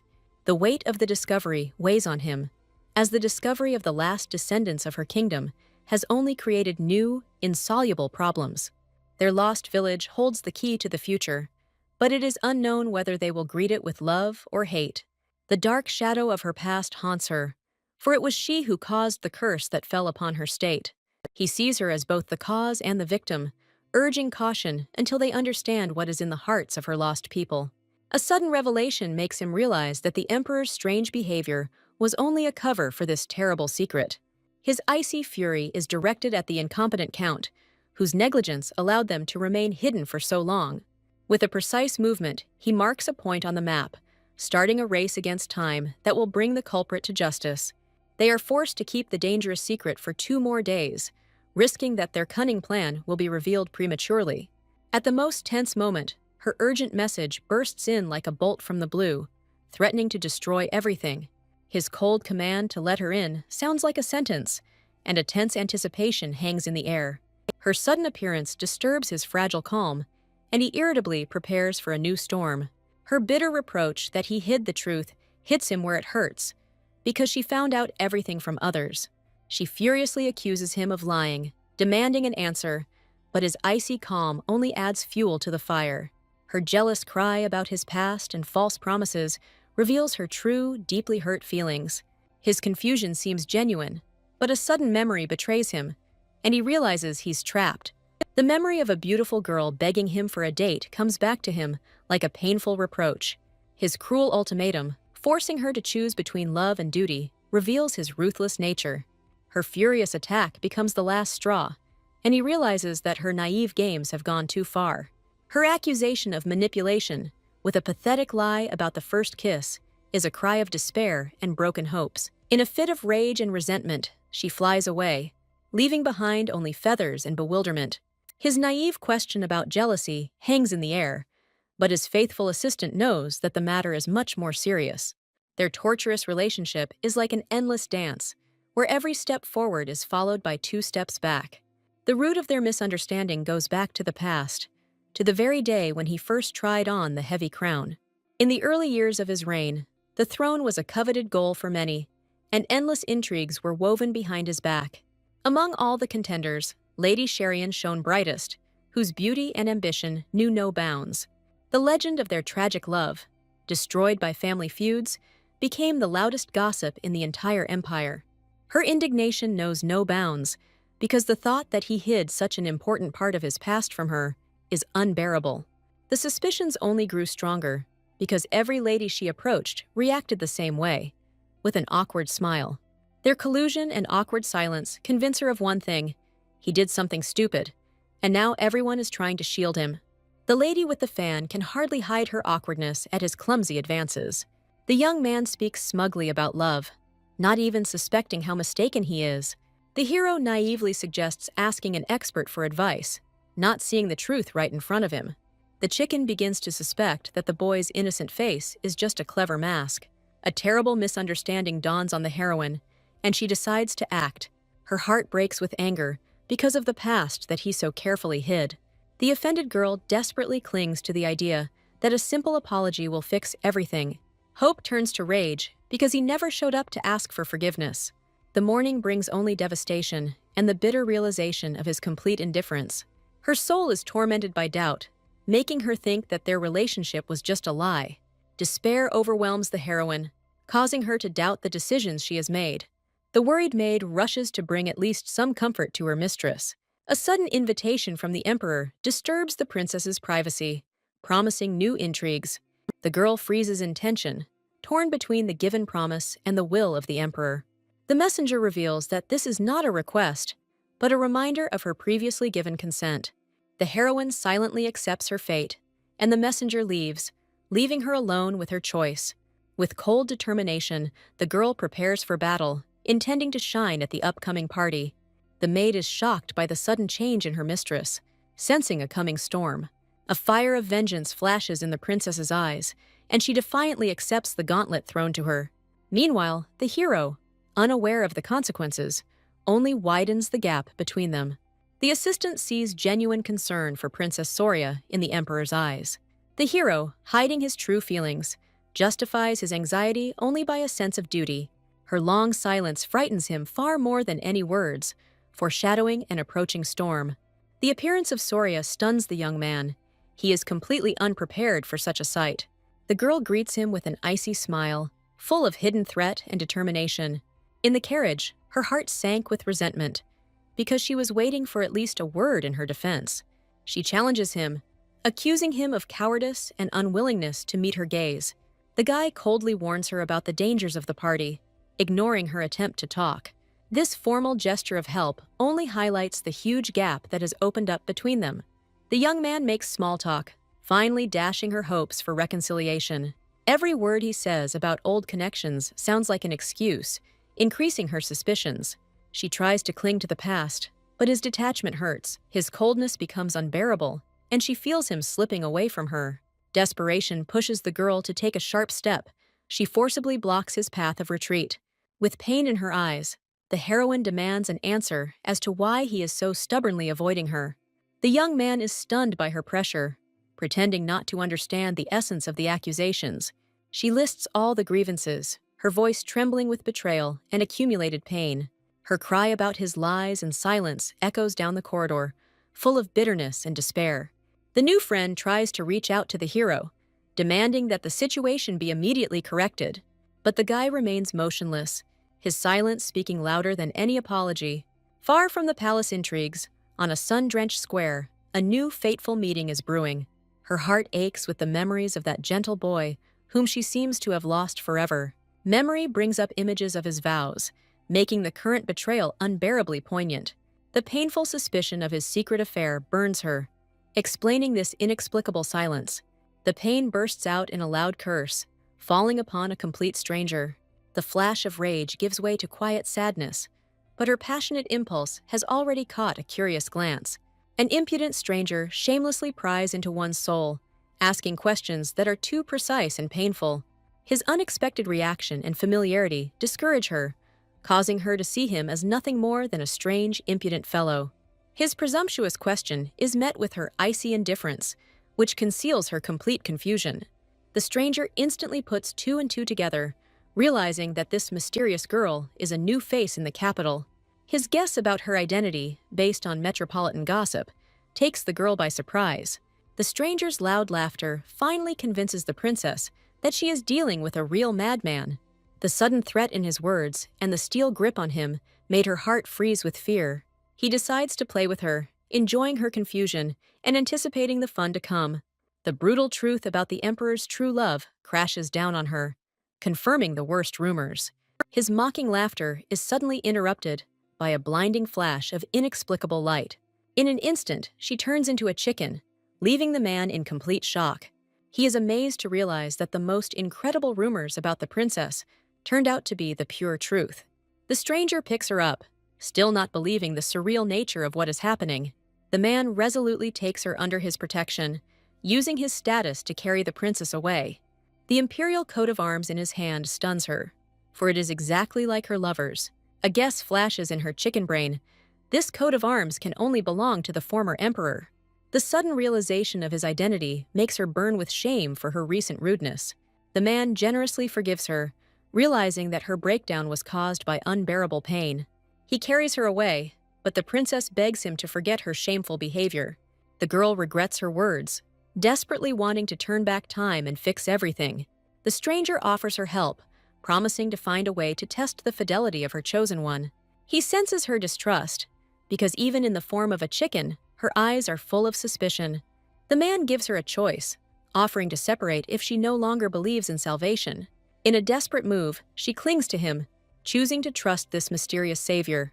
With a new ally, the princess sets off into the very lair of the enemy, entrusting her fate to a stranger. His plan seems simple, but the heroine feels that the slightest mistake could be fatal. Despite all the precautions, their strange masquerade attracts curious and dangerous glances. The man tries to blend into the crowd, but his noble bearing reveals that he is not an ordinary person. His disguise is too weak, and one face that recognizes him could ruin the entire fragile plan. This crazy performance amuses him, and he plays his role with passion, enjoying the risk. He chooses a symbolic location, turning his plan into a daring performance right in front of everyone. A sudden throw into a cage with ordinary chickens becomes a humiliating test for her. In her tiny heart, horror and doubt begin to arise about this eccentric savior's plan. The cruel plan is revealed. He is going to test the emperor's feelings by using her as bait. A magical cataclysm turns people into chickens, sowing panic and terror on the streets of the capital. The emperor is furious when he realizes that his beloved has disappeared from the palace without a trace. Panic grows with every second, because the ticking curse leaves her no chance to survive alone. His own desire to be alone with her becomes the cause of this disaster, exacerbating the feeling of guilt. The painful reminder of his mistake makes the hero freeze, and empty consolations only increase his anxiety. Fear for her clouds his eyes, pushing him to desperate and reckless actions. A sharp warning from his assistant stops him, as one wrong step could cause her to run away forever.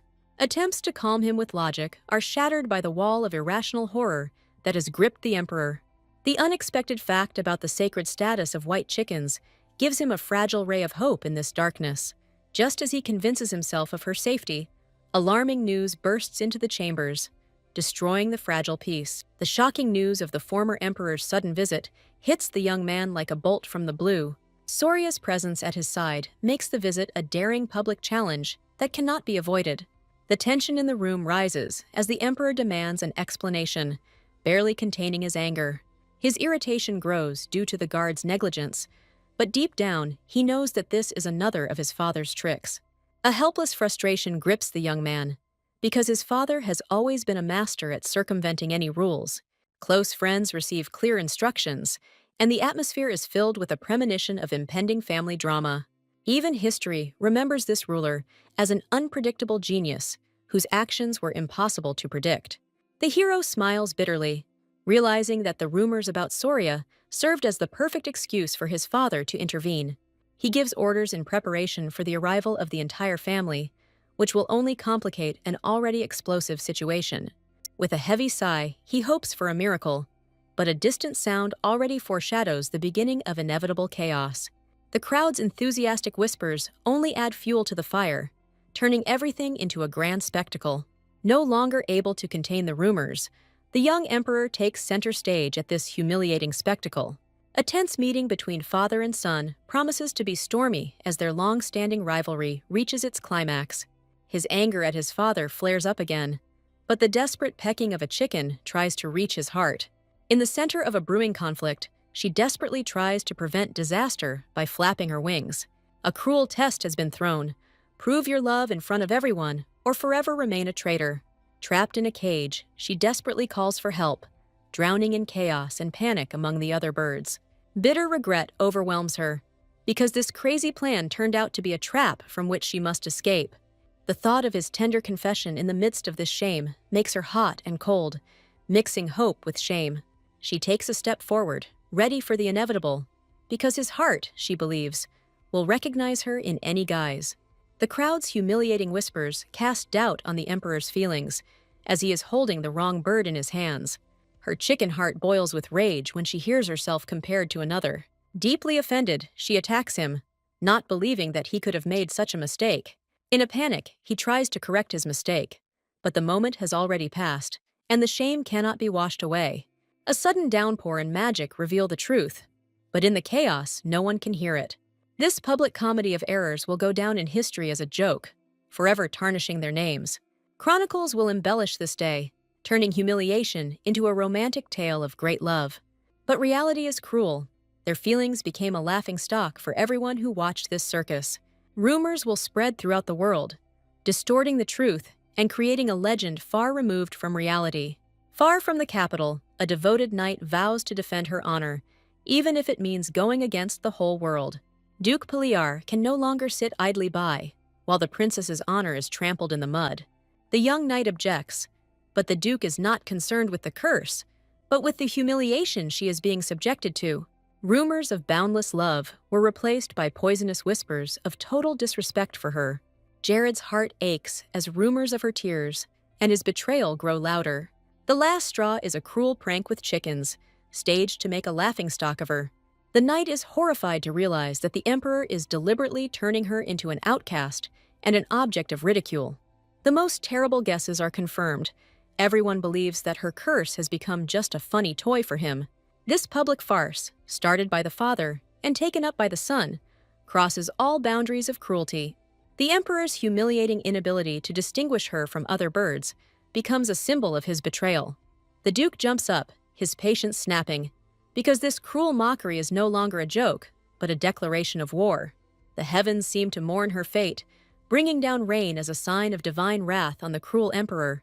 The news of her humiliation spread like wildfire, igniting a flame of righteous anger in the hearts of the faithful. The devoted duke can no longer remain silent.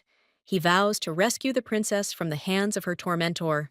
At last, the inaction is over, and the young knight prepares with delight for the coming battle. The duke takes a terrible oath, declaring himself the protector of the one who was betrayed and abandoned by the emperor himself. Meanwhile, in the palace, they are trying to console her, assuring her of the fidelity of the one who trampled her heart. She desperately wants to believe in his innocence, but bitter memories haunt her. His icy silence in response to her direct accusations still rings louder in her ears than any confession. The evasive answers and confusion of the other ladies only confirmed her worst suspicions. Remembering all this, she understands that doubts were inevitable, because all the evidence screamed about his betrayal. A loyal friend bitterly realizes that her palace naivety was the cause of this tragedy.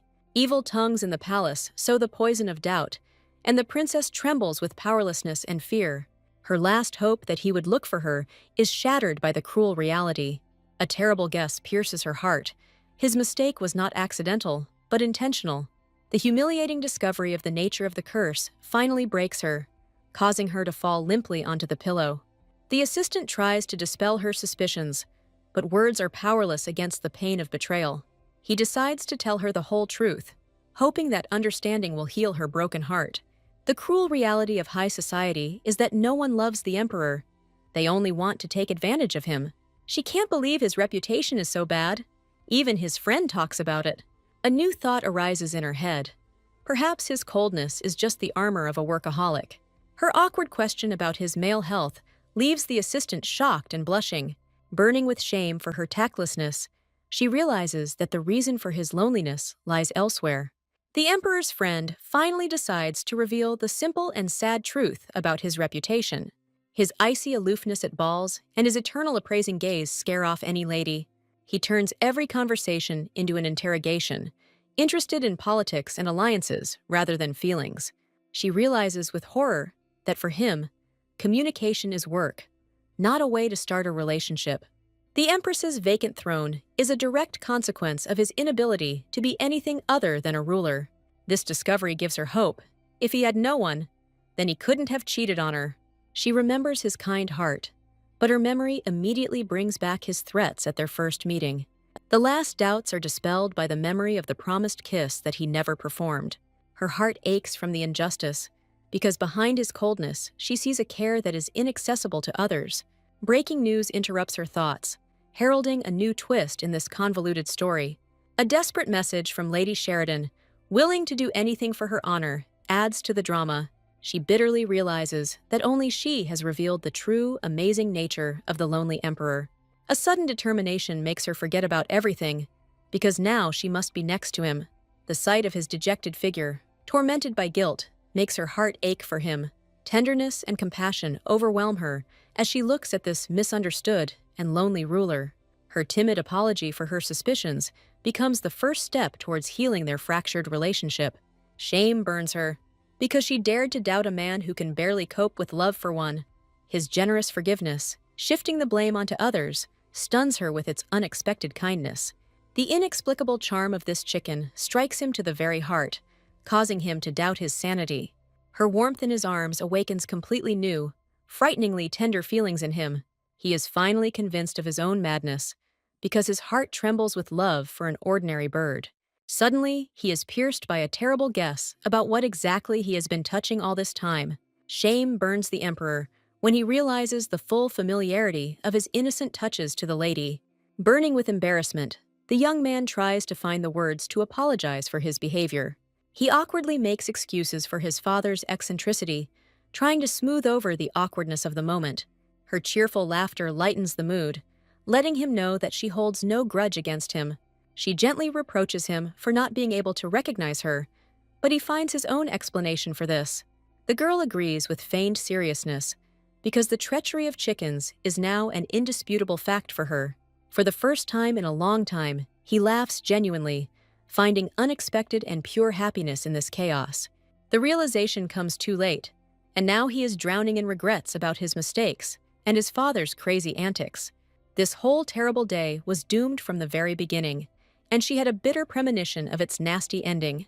He strokes her tenderly, ironically accepting his fate, to fall in love with the Empress in the guise of a chicken. His touching concern for a new crown for her makes her heart flutter with embarrassment and joy. With his clumsy offer to find her a worthy lady, he only proves how little he still understands her. Her unexpected desire to help him in return stuns him, because he did not expect such kindness from her at all. In the beam of light, he freezes, struck by her generosity, unable to believe what is happening. With firm determination, the emperor accepts her challenge, not fully understanding what he is getting into. The fragile moment immediately crumbles under the weight of his responsibilities, bringing them both back to harsh reality. Endless work drives him into a trap of despair, from which there is no visible exit. The marriage proposal sounds like a mockery, because it will not solve his main problem. Thoughts about the future only deepen his melancholy, because real relief will come too far in the future. The reminder of my father gives me a glimmer of hope that in 10 years everything might change. A sudden question from his friend brings him back to his recent challenge to the princess. The hidden threat in his voice makes the assistant freeze, because the emperor demands an excuse from him. Deeply offended, the friend furiously swears his allegiance, not understanding the reason for doubt. The emperor cuts him off abruptly, playing on his feelings and enjoying his unlimited power. The oath of family honor proves his sincerity. He did not lie to the princess even a single word. But one small doubt that he was hiding could become fatal before the upcoming coronation. The emperor impatiently cuts off the empty flattery, demanding that his friend get down to business without delay. An innocent question about his male health takes the young man by surprise, hinting at his friend's hidden doubts. His barely contained rage is bursting at the seams, but his assistant only nervously jokes it off. The mere mention of Soria's name explodes his anger, revealing the true cause of his anxiety. He quickly cools down, but the icy tone reveals that this dangerous conversation is far from over. Urgent news from the south brings a new threat. Drought pushes desperate people to crazy actions. Superstitions and bloody rituals become the last hope of a people who have lost faith in their ruler. A cold horror grips him at the thought that the next step will be human sacrifice. Rumors about the search for the witch confirm his worst fears, because the crowd has already found the culprit. A terrible guess pierces him. The cursed chicken woman is the perfect victim for mad people. Her mysterious magic makes her the perfect scapegoat for the witch-hungry crowd. The emperor immediately takes control of the situation, summoning all his vassals for a decisive blow. The heavy question hangs in the air.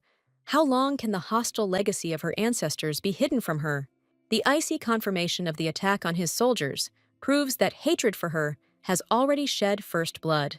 Poisonous rumors about the princess reached the farthest corners, fanning the flames of old feuds. He bitterly realizes that his beloved has become the main target in this cruel political game.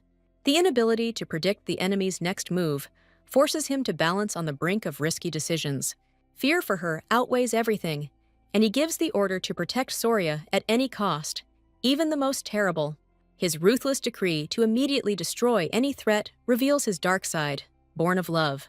The faithful friend freezes in horror, because the real battle will not be with the magicians, but with the princess's heart. Her kind heart was faced with a cruel choice. Would she allow her people to die? The emperor brushes aside personal problems because something much greater is at stake. Meanwhile, in a distant kingdom, a desperate solution is sought that could change the course of history. All hope rests on a single duke whose power can activate ancient magic. But the curse still binds her body, preventing her from personally fighting the darkness that consumes the land. The only way out is a giant magic circle, a last desperate measure to save the kingdom. The ideal plan, in theory, requires not only magicians, but also a willingness to follow his cruel orders. But the harsh reality destroys all hopes, and her weakened body cannot withstand the stress. Weakness overcomes her, because such a complex ritual requires years of preparation and knowledge. His sudden appearance and firm confidence give her a fragile ray of hope in this impenetrable darkness. Fatigue from the overwhelming burden of work falls on her fragile shoulders, forcing her to look for excuses. She lists her impossible tasks, but the young assistant doubts her role as a savior. His naive admiration for the emperor paints the image of an invincible hero who does not need anyone's help.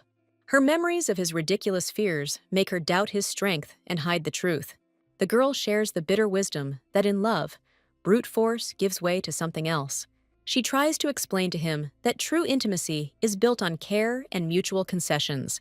The princess tries to convince herself and him that their relationship is just a light infatuation and not true love. Her discussions of passion only further confuse the young man, who does not see the difference between attraction and love. With unexpected passion, she proves that love can transform even irritation into tenderness. A sudden revelation strikes her, and around him she loses all her confidence, revealing a vulnerable heart. The mad beating of her heart betrays her secret feelings, but a knock on the door interrupts her revelations. His sudden appearance with a serious face promises the conversation she has been so afraid and waiting for. His piercing gaze makes her feel embarrassed, awakening a storm of completely new emotions in her. The silence deepens as he announces two serious topics that brook no delay. The unusual seriousness in his voice frightens her to the depths of her soul, making her expect the worst.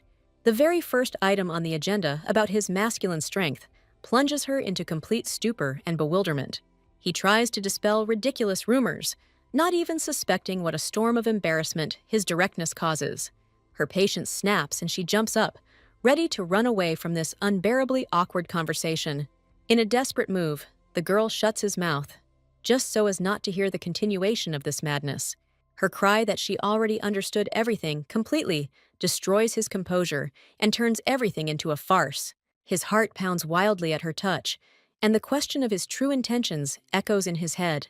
She is relieved to close the awkward topic, but his thoughtful look suggests he is not at peace. He teases her tenderly, and she, burning with shame, hides her face, promising not to doubt anymore. Their light-hearted banter about their mutual madness only highlights the fragility of the moment before a serious conversation. He returns to her words about refusal, and this sudden question makes her freeze with tension. His thoughts drift back to their original agreement, where there was no room for marriage or feelings. Their alliance was just a deal. She gets the kingdom, and he solves the problem of drought in the south. They both stood on the edge of the abyss, but even after the plan failed, no one dared to take a step forward. Confident that she does not share his feelings, he decides to take a desperate step and ask her directly. He realizes that their relationship has reached a dead end and, with a pounding heart, decides that it is time to act. The fear of rejection paralyzes him more than any battle because his vulnerable heart is at stake. Gathering all his will into a fist, he asks the main question on which his entire future fate depends. Her carefree smile in response becomes a death sentence for him, confirming his worst fears. He cowardly retreats, deciding to hide his feelings because he is completely unprepared for the blow of rejection. She cleverly avoids a direct answer, transferring his personal question into the plane of political choice. Her demands on her future husband sound like the terms of a business contract, where there is no room for love.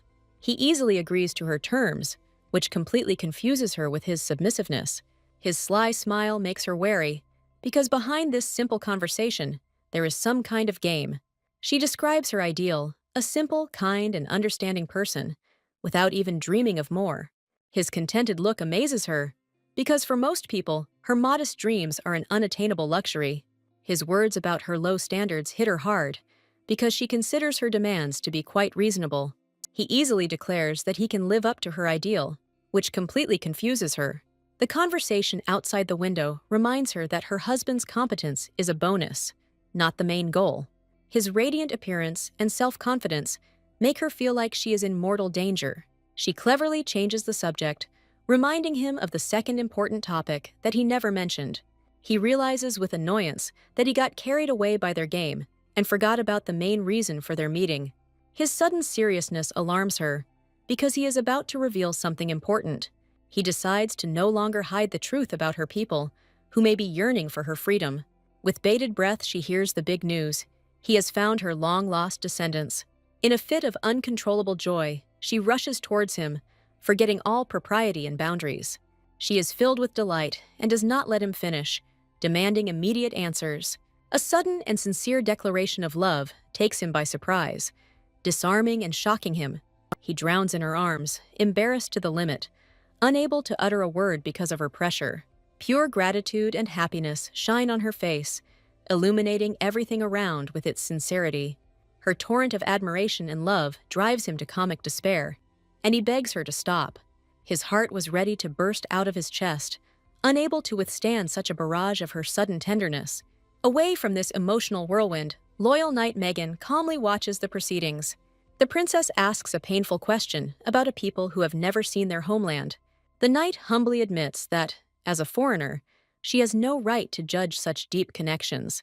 She comes to the conclusion that blood and heritage mean more than land, uniting even strangers.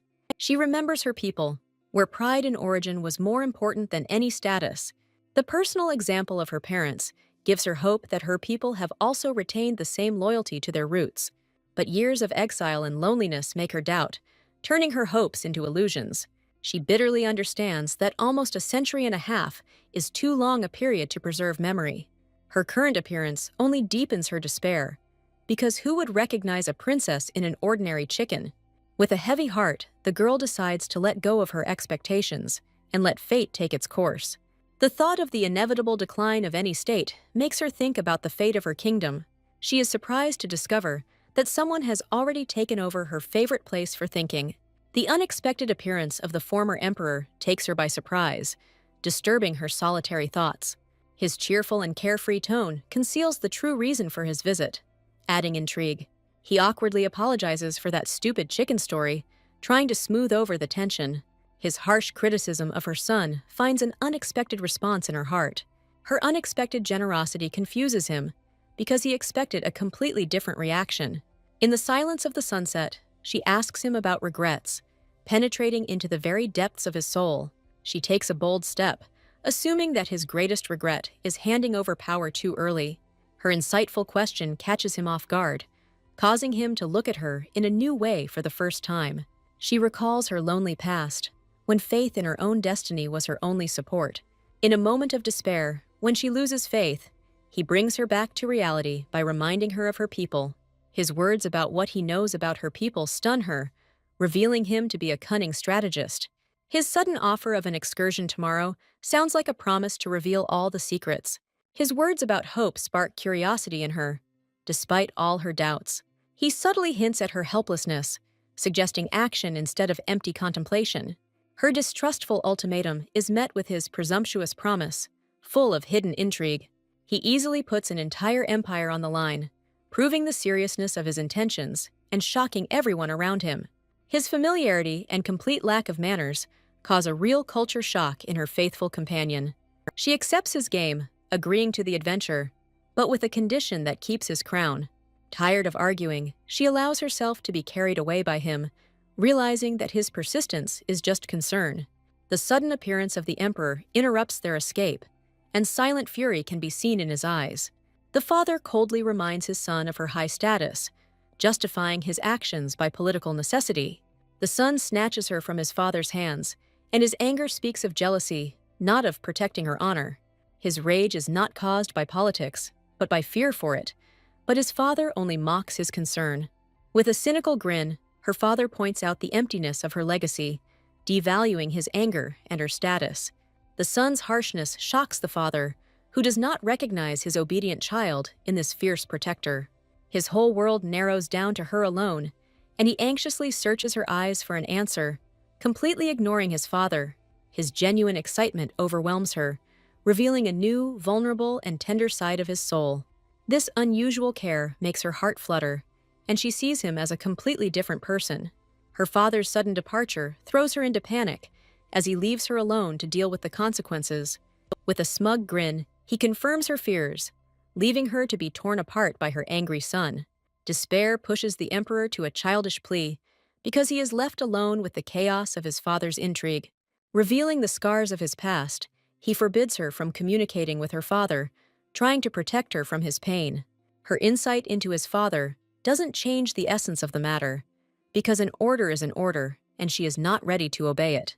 A bold rebellion flares up in her chicken heart, and she boldly declares her independence. His sudden change in tone from commanding to pleading disarms her, revealing his vulnerability. Her heart beats wildly from his vulnerable gaze, because she never suspected that he could be like this. Disarmed by his sudden tenderness, she easily agrees to his simple request, but a shadow of doubt darkens his face when he remembers her promise to someone else. The fateful news of her deal with his father hits him like a lightning bolt, leaving him in shock. His categorical prohibition sounds like a death sentence, but she has already set out on this dangerous path. With royal dignity, she reminds him that her word is law, and breaking it threatens war.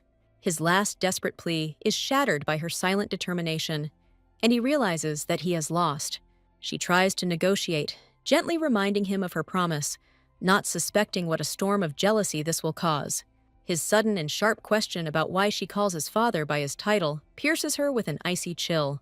With childish resentment in his voice, he reproaches her for injustice because she keeps him at a distance, unlike his father. Taken by surprise by his unexpected vulnerability, she clumsily tries to defend herself behind the wall of palace etiquette.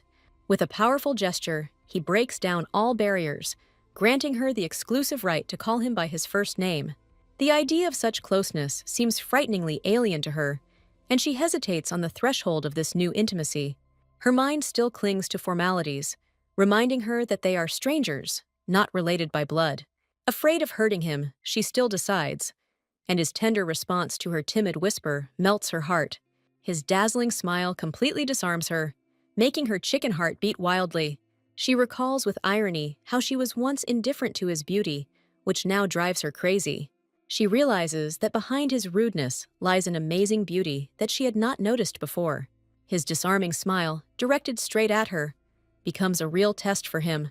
She panics and demands that he stop smiling like that, because her heart can't handle the strain. Their playful bickering over who is to blame for her embarrassment only highlights their growing closeness. She boldly switches to the informal form of address, and this simple word finally destroys all the remaining walls between them. His decisive gesture silences her, and in this silence, he finally finds words. With seriousness in his voice, he warns her of the danger that lurks behind his father's kindness. She realizes with horror that this strange family is taking their empire too lightly. Embarrassed to the limit, he tries to hide his awkwardness with a joke, but his blush gives him away. She agrees to his request with royal dignity, but on one condition that will protect her from his wrath. His firm promise, given with a heavy heart, seals their fragile and dangerous alliance. She reminds him that beneath her chicken-like appearance lies a power he seems to have completely forgotten. Her magical power and his father's swordsmanship are two legends that may have to clash. With bold confidence, she declares that in a real fight, she would easily defeat the renowned master. She easily abandons his protection, and this self-confidence leaves him in an uneasy silence. All his arguments collapse before one simple fact. He is against it because he is desperately afraid for her. Unable to cope with his anxiety, he drains the glass in one gulp, shocking her with this sudden display of weakness. In a drunken stupor, he confuses her with his father, spilling out all his old pain and resentment. He roughly pushes her away, not realizing that at this moment, she is the only one who is ready to help him. The last straw is the realization that he has just drunk the last bottle of priceless wine. Her indignation at his lack of ceremony results in a comical lecture on propriety. He mercilessly destroys her illusions, but she desperately clings to the remnants of her feminine dignity. Their childish squabble reaches its climax when the servants witness this absurd spectacle. Behind their backs, loyal servants see something more than just a quarrel, noticing sparks of budding feelings. The wise observer waits with hope for their eternal disputes to finally develop into true love. Burning with shame after her outburst, she doesn't know how to look him in the eyes now. His disarming smile becomes torture for her, making her heart flutter against her will. She drowns in a wave of embarrassment, mentally cursing him for the beauty that affects her so unfairly.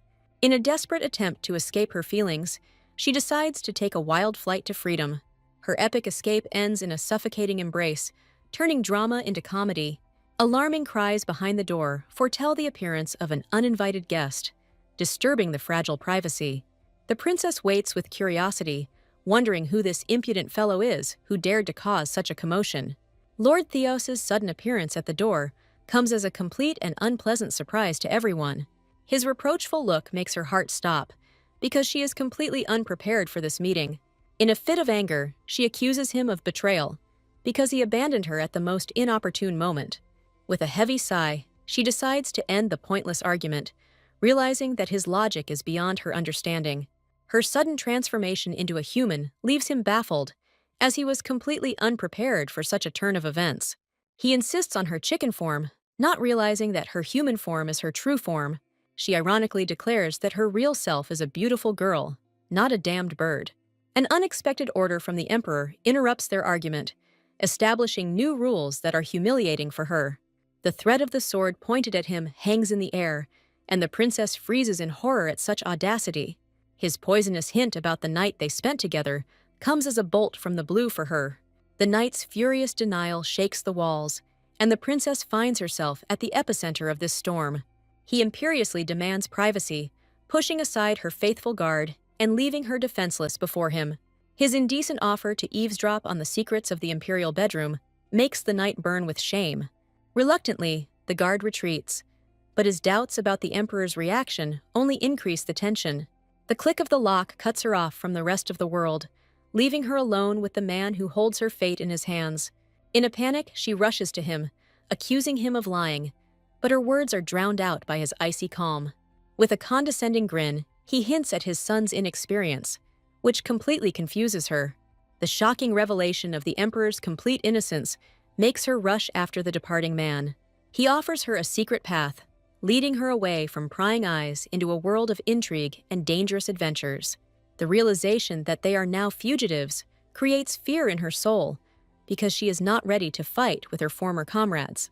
In a desperate attempt to avoid his company, she lies about her plans with the emperor, playing with fire. His caustic allusion to the stage of their relationship with the emperor only adds to her utter confusion. She cleverly changes tactics, proposing an official visit to his wife in order to buy precious time. He fondly remembers his freedom-loving wife, who is completely alien to all palace conventions. He easily destroys her polite pretext, making it clear that his wife does not care about empty formalities. His ostentatious generosity irritates her, but she feels that this is just another clever trap. His face darkens, and he gives her an icy warning, tearing off the mask of feigned good nature.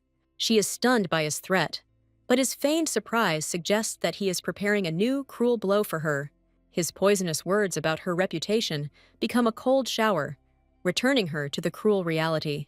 With a heavy heart, she admits that her return does not promise her a warm welcome in this nest of vipers. He reminds her with a grin that the Empress's throne is a tasty morsel for which many are ready to fight. His apparent generosity is just a mask hiding his own goals in this complex game. She remembers his wall of silence, which forced her to search alone for the truth among the poisonous rumors. With cold determination, the girl accepts his challenge, realizing that he is luring her into a deadly trap. His offer is sweet as poison, and she suspects that this journey may become a path to an eternal cage for her. A sudden worry for the emperor pierces her, and she realizes that there is something important behind this farce. The decision is made, and he urges her on, dragging her along on a secret escape full of uncertainty. His crazy jump out of the window becomes for her not just an escape, but a desperate step towards freedom. Fatigue from endless work and heartache knocks him down on his desk. He is drowning in regrets for his actions, but his friend only ironically welcomes him into the cruel world of love. His strange questions about the princess's behavior baffle the assistant, as he has never seen anything like it. With complete bewilderment, the friend states the fact that no lady in her right mind would behave like that. The emperor complains in despair about his inability to create a romantic atmosphere. But this is not the main problem. With bitter irony, he asks what his married friend can possibly know about love while he himself is single. The assistant decides to take a bold step, asking permission to give him advice as an old and faithful friend. The emperor looks at him suspiciously, sensing that something important is hidden behind this politeness. With a heavy heart, he gives his consent, promising to listen to any advice without consequences. A friend, with a beaming look, gives him simple and brilliant advice, threatening him with reprisals in case of disobedience. He looks back with irritation at his past relationships, realizing that the current chaos surpasses everything. His friend recalls with nostalgia his awkward first meeting with his wife, which is still fresh in his memory. With a touch of arrogance, he states the fact that he, unlike the emperor, was able to build his own happiness. His smug grin and insolent words become the last straw for the emperor. In a fit of despair, the emperor orders the most luxurious bouquet, deciding to act rather than talk. The friend freezes in shock, not believing that the emperor has finally decided to make a real declaration of love. A loud command for a bouquet of roses echoes throughout the palace, marking the beginning of his desperate adventure. Memories of attempts to make an impression that always ended in failure come to his mind. A nightmarish image of his past formal attire makes him question his own sanity. The unexpected revelation that his mother chose the outfit only adds to the comical nature of the situation. His modest desire for a bouquet and privacy turns into the grandiose spectacle he so feared. The servants insist on observing all formalities, because this historic moment cannot be missed. The artist's appearance finally ruins his plans for modest recognition, turning him into a public show. With determination in her eyes, the mother promises to help him turn this moment into an unforgettable romantic event. Resigned to his fate, he vows never to give in to his friend's persuasion again. But it is too late. With a bouquet in his hands, he approaches the matter with all seriousness, but a cruel disappointment awaits him. At the most crucial moment, she disappears, leaving him alone on the stage of this colossal failure. He gives orders in a rage, trying to find her, but there is desperation and humiliation in his voice. Meanwhile, the artist, without wasting a minute, begins to paint a picture of this tragicomic moment. Ironically, the painting about his failure would be called The Emperor Tormented by Love. His decision to remain in the shadows puzzles her, because he never saw fit to introduce her. The Marquise's insolence in choosing another guest takes him by surprise, hinting at hidden intrigues. Behind the mask of an eccentric lies a cunning strategist whose motives remain a mystery to everyone. He understands that he was dealing with an open book, but the real horror is instilled by someone who cannot be read. The servant makes the bold suggestion that this entire humiliating scene was staged by Lord Theos himself. Suspicion falls on him, because behind his strange behavior, there is something more than just a whim. Her embarrassed look, full of awkwardness, suggests that she has become an unwitting accomplice to his plan. The appearance of the fawning Marquis of Dalton only confirms that this house is full of lies and hidden motives. His brazen attempt to atone for his guilt with gold only highlights the baseness of this man. Such a generous price for silence suggests that something very important is hidden behind this simple visit. The mysterious guest begins from afar, mentioning a recent visit and some disturbing discovery. He describes with irony a warehouse full of strange materials, making the Marquis nervous. The Marquis tries to hide his lies behind a proud smile, boasting about his weapons business. He confidently states that all these materials are just raw materials for his thriving trading company. But his guest tears off the mask, throwing out an icy accusation he is preparing not for production, but for war. The subordinate, in a panic, tries to intervene, but his ignorance only deepens his suspicions. The former emperor sarcastically presses on his greed, knowing that this is his weakest point. The Marquis finally relaxes, mistakenly seeing his guest not as an accuser, but as a potential ally. In the silence of the carriage, Lord Theos ponders what this ambitious merchant is really thinking. He explains that the Marquis made a fatal mistake in mistaking him for a fellow war-hungry fool. He knows about everything, about secret soldiers, hidden weapons, and the brewing conspiracy that threatens the empire. His plan is not to act rashly, but to wait and nip the threat in the bud. He acts cautiously, because in such a vast country, it is not so easy to arrest an influential marquise. Her naive assumption of fast travel only highlights how little she knows about this empire. Unlike her small kingdom, this vast country takes months just to travel around. But it's not just a matter of size, because in the shadows, dissatisfied people thrive, yearning to return to the old order.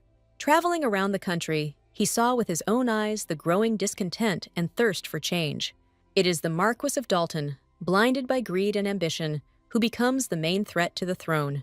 In his eyes, the descendants of Sayen become the enemy, the perfect scapegoats to start a war. She realizes with horror that he is going to start a war right where her people are hiding. His words about the Marquise deliberately creating a war reveal the full depth of his betrayal. The realization that he is leaking information to his enemies fills her with righteous anger and horror. He sarcastically praises her intelligence, but his words are laced with blatant mockery. With royal dignity, she puts him in his place, reminding him of her true status.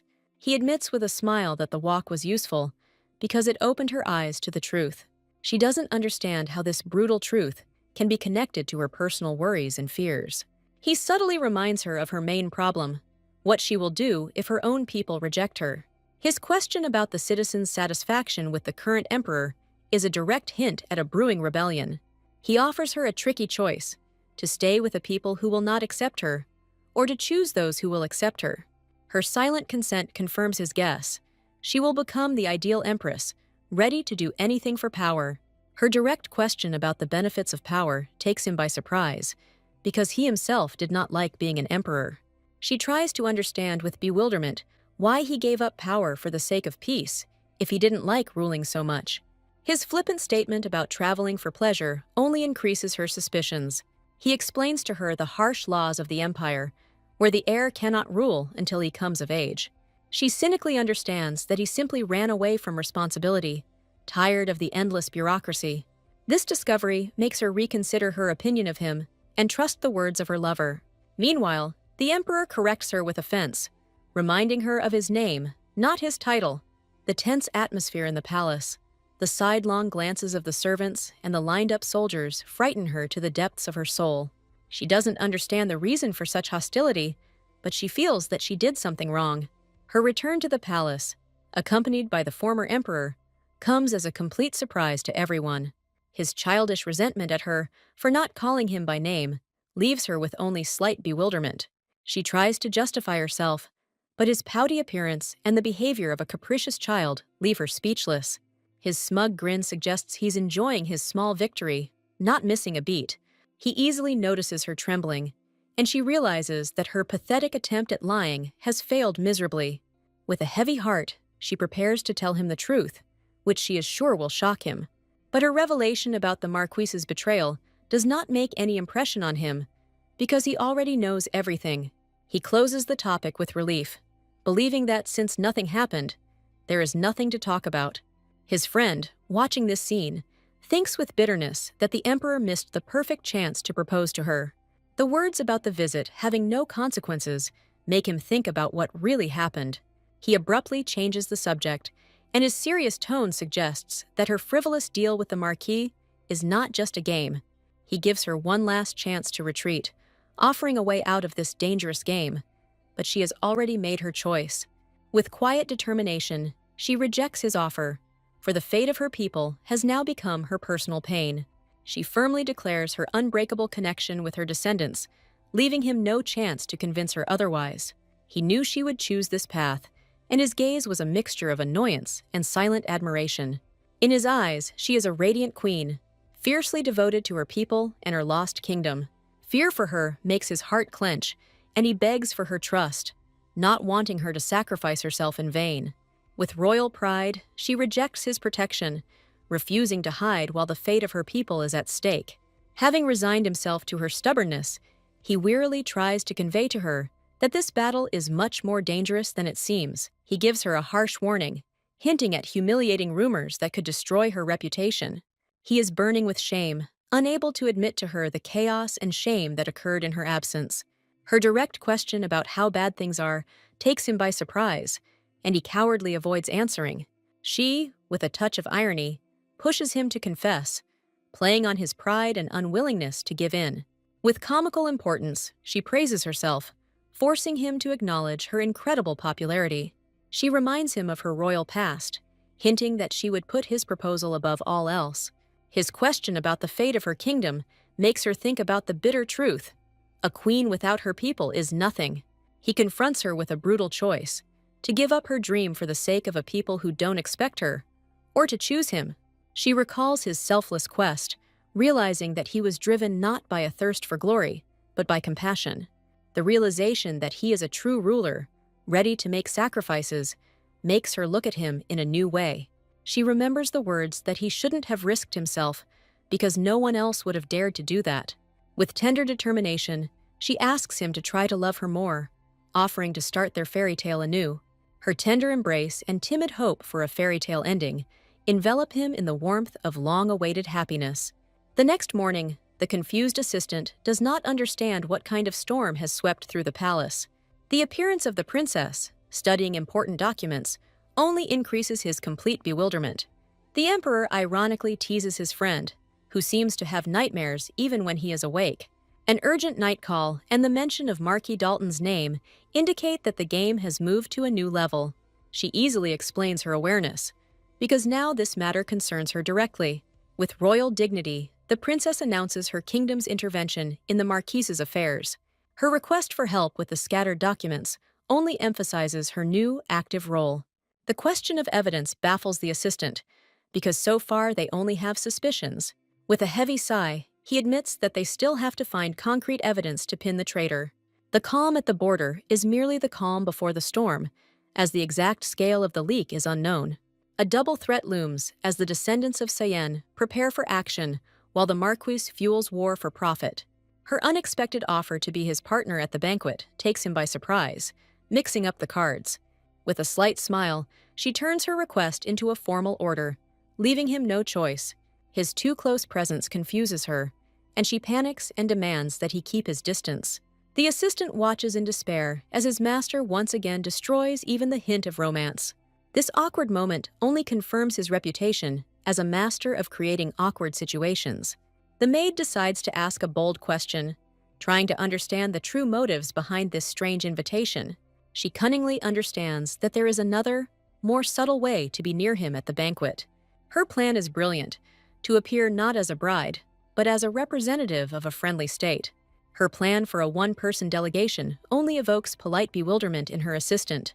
She proudly declares herself a daredevil, ready to represent the entire kingdom single-handedly.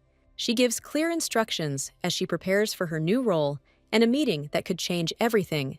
His sudden appearance and shining smile take her by surprise, ruining all her cunning plans.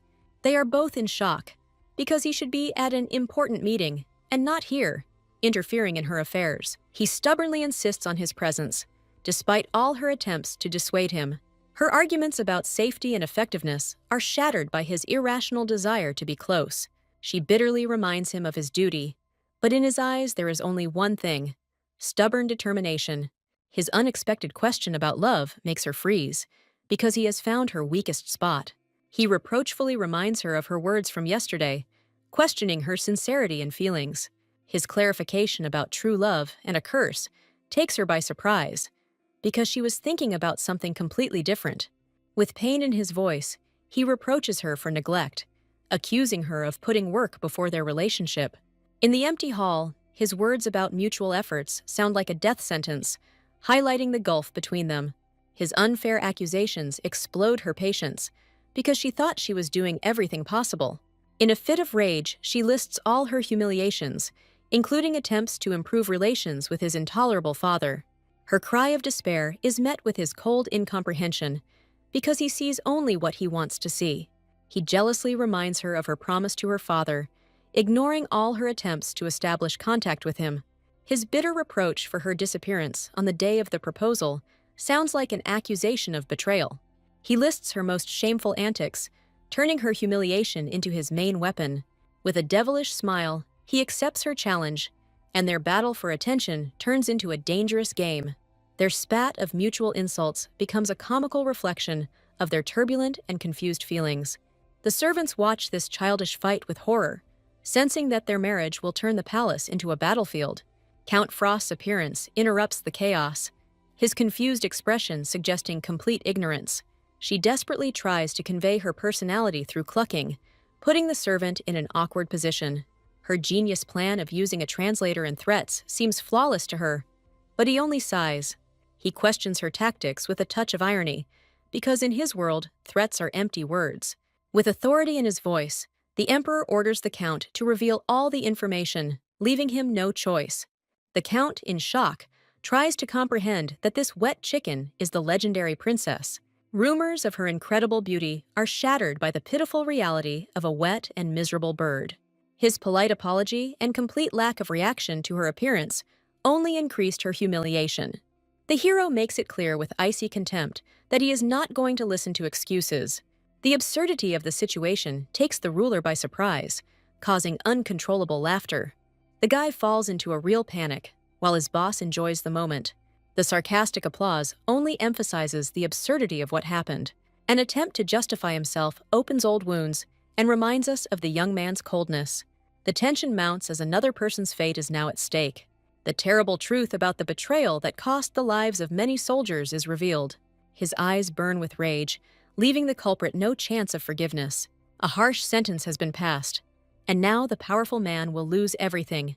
The new news brings with it the threat of brutal reprisals against the innocent. His cold order to capture her people, rather than execute them, sounds like an icy promise of mercy. He drowns in regret, realizing that with his laughter he hurt her again, deepening an already deep wound. Around the fires beneath the walls of the capital, rumors are brewing, exaggerated and dramatized by proximity to power. The conversation by the fire returns to the mysterious nobleman who became the first link in this chain of intrigue. At night, a mysterious messenger in a cloak appeared to them, introducing himself as a servant of a powerful marquise. The young knight desperately makes excuses, because this contact was the only chance to find out the truth. The false rumors spread by the marquis paint the image of a manipulative emperor who distracts the people from the truth. Sweet lies about romantic healing of the curse become the main weapon in this dirty game. The absurdity of these rumors is obvious, but this is only the tip of the iceberg in a sea of disinformation. The final blow is the news of her service to a foreign country, intended to completely destroy her reputation. The Duke is suspicious of the news, as this empire has never been a true ally of theirs. Rumors of the princess's coercion provoke anger among her people, and suspicion falls on the emperor himself. The realization of their fatal mistake comes too late, and they realize that they trusted the wrong monarch. Meanwhile, the faithful Meghan resolutely heads towards her descendants, ready for a conversation without weapons. He bitterly recalls his shame, captured in a painting that the artist painted over several sleepless nights. She burns with shame at the sight of her ridiculous image, but deep down she is still not ready to forgive him. This picture becomes the last straw for her, because her lover looks simply stupid in it.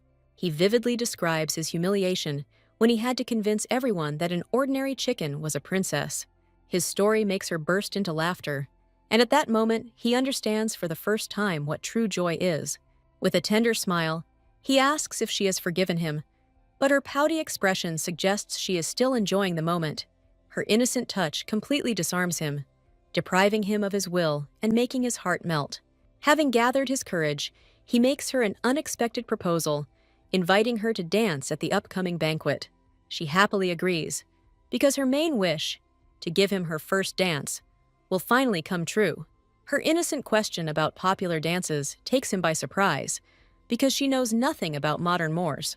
The realization that her knowledge of dance is a century and a half out of date plunges her into genuine horror. In a panic, she tries to refuse, but his determined grip leaves her no chance of escape. He declares with a devilish smile that she can start studying right now, without giving her time to come to her senses. The first clumsy steps in his arms make her doubt her abilities, and this crazy undertaking. Her embarrassment and awkwardness only increase his tenderness, and he finally drowns in her charm. She jokingly asks for protective magic for her legs, but he is ready to offer her something much more. His unexpected strength and confidence in the dance completely destroy her idea of him as a weak ruler. She is shocked by his statement, because even the strongest warriors cannot train the top of their feet. He proudly admits that he danced only with his mother, which completely disarms her. Her surprise at his ease in dancing only underlines how little she knew about his hidden talents. As a joke, she offers him a love potion to make him the most seductive emperor. He ironically rejects her offer, hinting that he would be more suited to a foot potion right now. Counting the number of times she misses, he realizes with horror that his legs have already been injured 14 times. With a last-ditch effort, she tries to continue, but her chicken form prevents her from moving forward. They decide to continue tomorrow, as disgrace at the banquet is the last thing either of them wants. His sudden question, full of curiosity, interrupts their rehearsal, promising a new, interesting conversation. His tactless question about eggs becomes the last straw, filling the cup of her chicken patience. Deeply offended, she flies away in a rage, leaving him completely bewildered. On the long-awaited morning of the banquet, the air is filled with anticipation and the sparkle of jewels. In a luxurious dress, she admires modern trends, finding them bold and beautiful. The maids watch her with excitement, because today is her official debut in high society.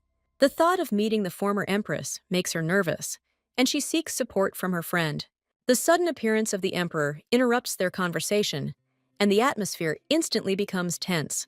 Her heart pounds wildly with doubt, because she doesn't understand whether she is adapting to his tastes. Her direct question about what she looks like takes him by surprise, and he is speechless at her beauty.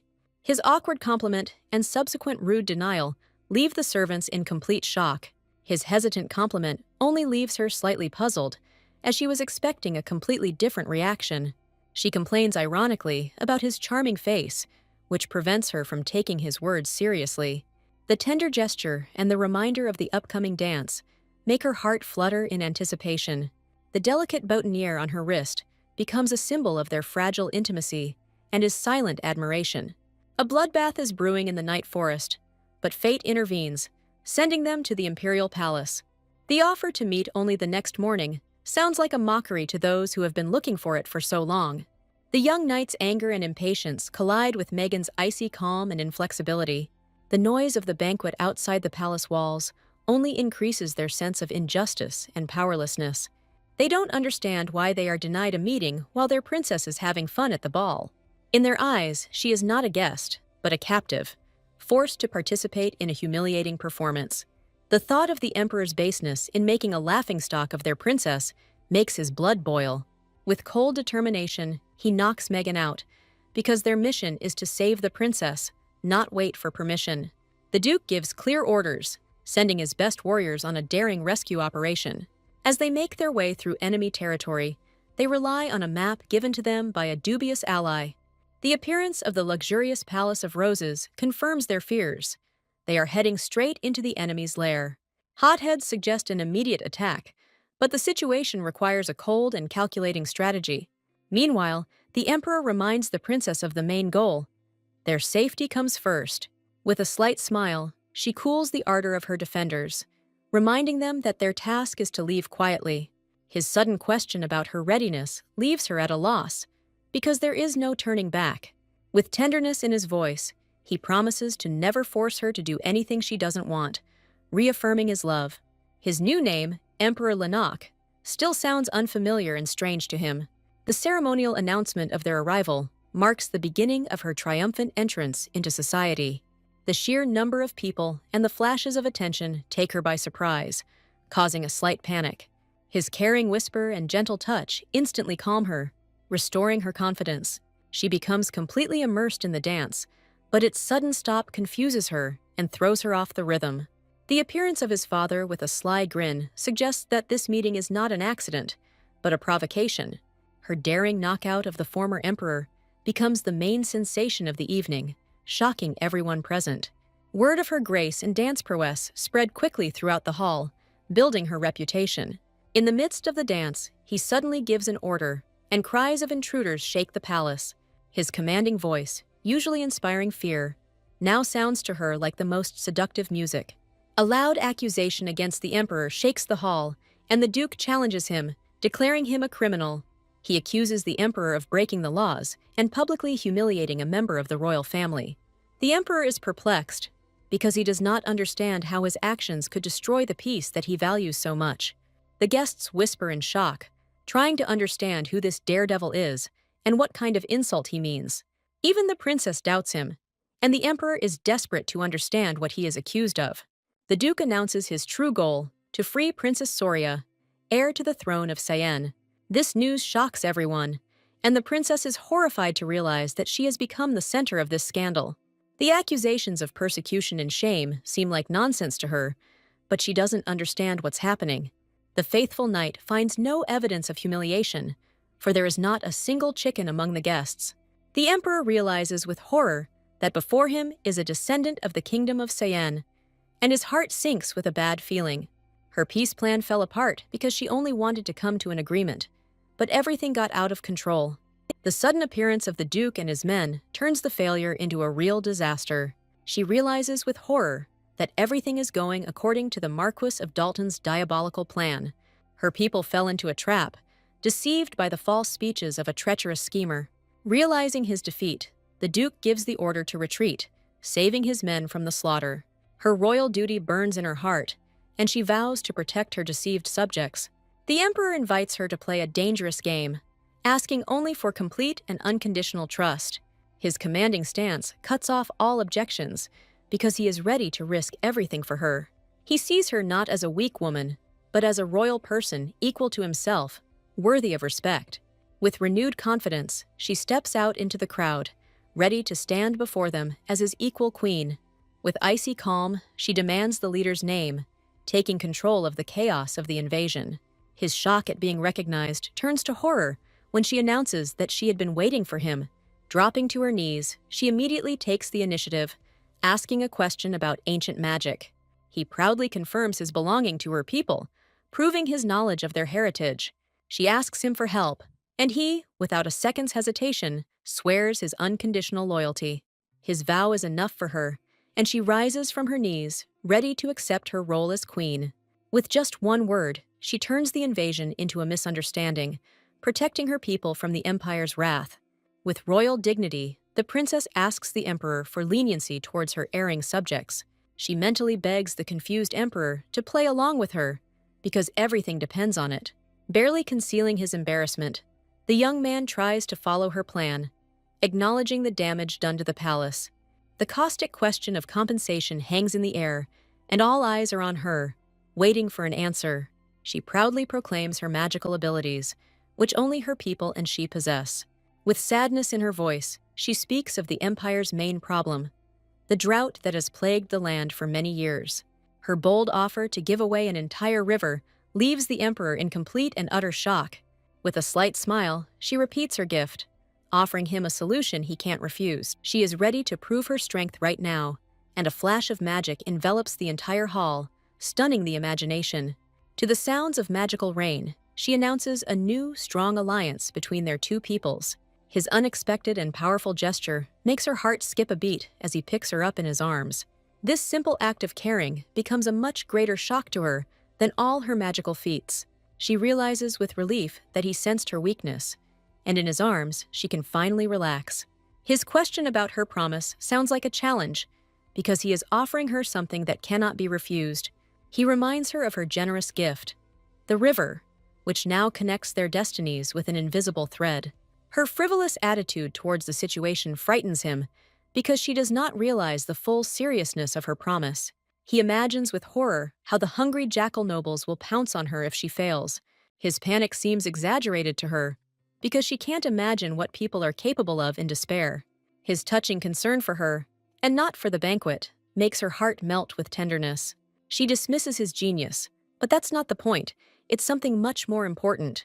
She finally reveals her plan, a magic spell that can restore the river to its former power. She only needs one magician for the ritual, since 3 of the 4 are already on her side. She offers a daring solution, not to look for a 4th, but to simply dry up the magic of those who interfere with them. Her determination to help her people becomes her top priority, pushing everything else into the background. With pain in his voice, he reproaches her for having changed her priorities again, leaving him behind. She recalls her timid request for love, but her official status at the banquet ruined everything. With a heavy heart, she admits that she cannot become his empress, dashing his hopes. He tenderly reproaches her for her haste, but offers her freedom if he no longer needs her. His softness and vulnerability weaken her will, and she cannot find the strength to push him away. His command to close her eyes makes her heart beat faster in anticipation of the inevitable. At the last moment, she turns into a chicken, and his long-awaited kiss turns into a comical failure. He is shocked that this was not their first kiss, and his jealousy flares up with renewed vigor. His latest revelation about her age comes as a real blow to her, sending her into a deep sleep. His words about her age sound like an insult to her, and she proudly walks away, not wanting to listen to the child. In a rage, she flies away, leaving him completely bewildered and in a whirlwind of feathers. He regretfully realizes that everything went wrong because he only wanted to say that they were both already adults. The next morning, a tense atmosphere, full of omissions and suspicions, reigns in Georgina's house. Despite the outward calm, hidden anxiety and anticipation of a storm can be seen in the guests' eyes. The hostess of the house can hardly contain her anger because her uninvited guests have violated all the rules of decency. The Duke politely offers compensation, but his true goal is to find out why the Emperor kidnapped the princess. He is not aware of all the events, but his suspicions about the forced abduction of the princess only grow stronger. A loyal friend tries to protect their fragile relationship by warning them of the consequences of distorting the truth. His words of affection only add fuel to the fire, as rumors of the princess's humiliation have already spread throughout the area. She mentally begs herself to pull herself together for the sake of a good relationship with the princess, but her heart trembles. He tries to focus on the main thing, but rumors of her humiliation continue to torment his soul. The old duke confidently declares that she has no reason to stay here, and they will take her with them. The hostess of the house notes with slight irony that the duke is a guest from a hostile kingdom. She is surprised by how little the princess's vassals care about her true feelings and desires. She confidently states that her relationship with the emperor is developing, and the weakening of the curse is proof of this. With a slight smile, she calls them the perfect couple, questioning the duke's decision to take her away. His question about who she is making this decision for makes her think about her true motives. The Duchess stops him, sensing a hidden threat and unwillingness to retreat in his words. The young knight explodes in rage, shouting that their princess is too good for this unworthy emperor. The Duchess proudly reminds everyone of the great magic that their princess possesses even under the curse. With a challenge in his voice, the young knight asks, what is the superiority of their emperor? His ridiculous assertion that the princess's magic is her only virtue is met with nothing but contempt. The argument flares up again, and the Duke makes a bold proposal: arrange a meeting for them to prove his case. In a rage, he demands complete frankness, and his determination forces the assistant to retreat. With a heavy heart, the servant agrees to this adventure, because until this moment he had never doubted himself. The emperor's sudden sigh and his tired appearance indicate that he has encountered something out of the ordinary. His naive question about the kiss leaves everyone baffled, because no one expected such a turn of events. The feeling that there is someone extra in the room becomes almost tangible, and everyone feels awkward. The news that a certain count from Cayenne is requesting an audience becomes the last straw in this crazy day.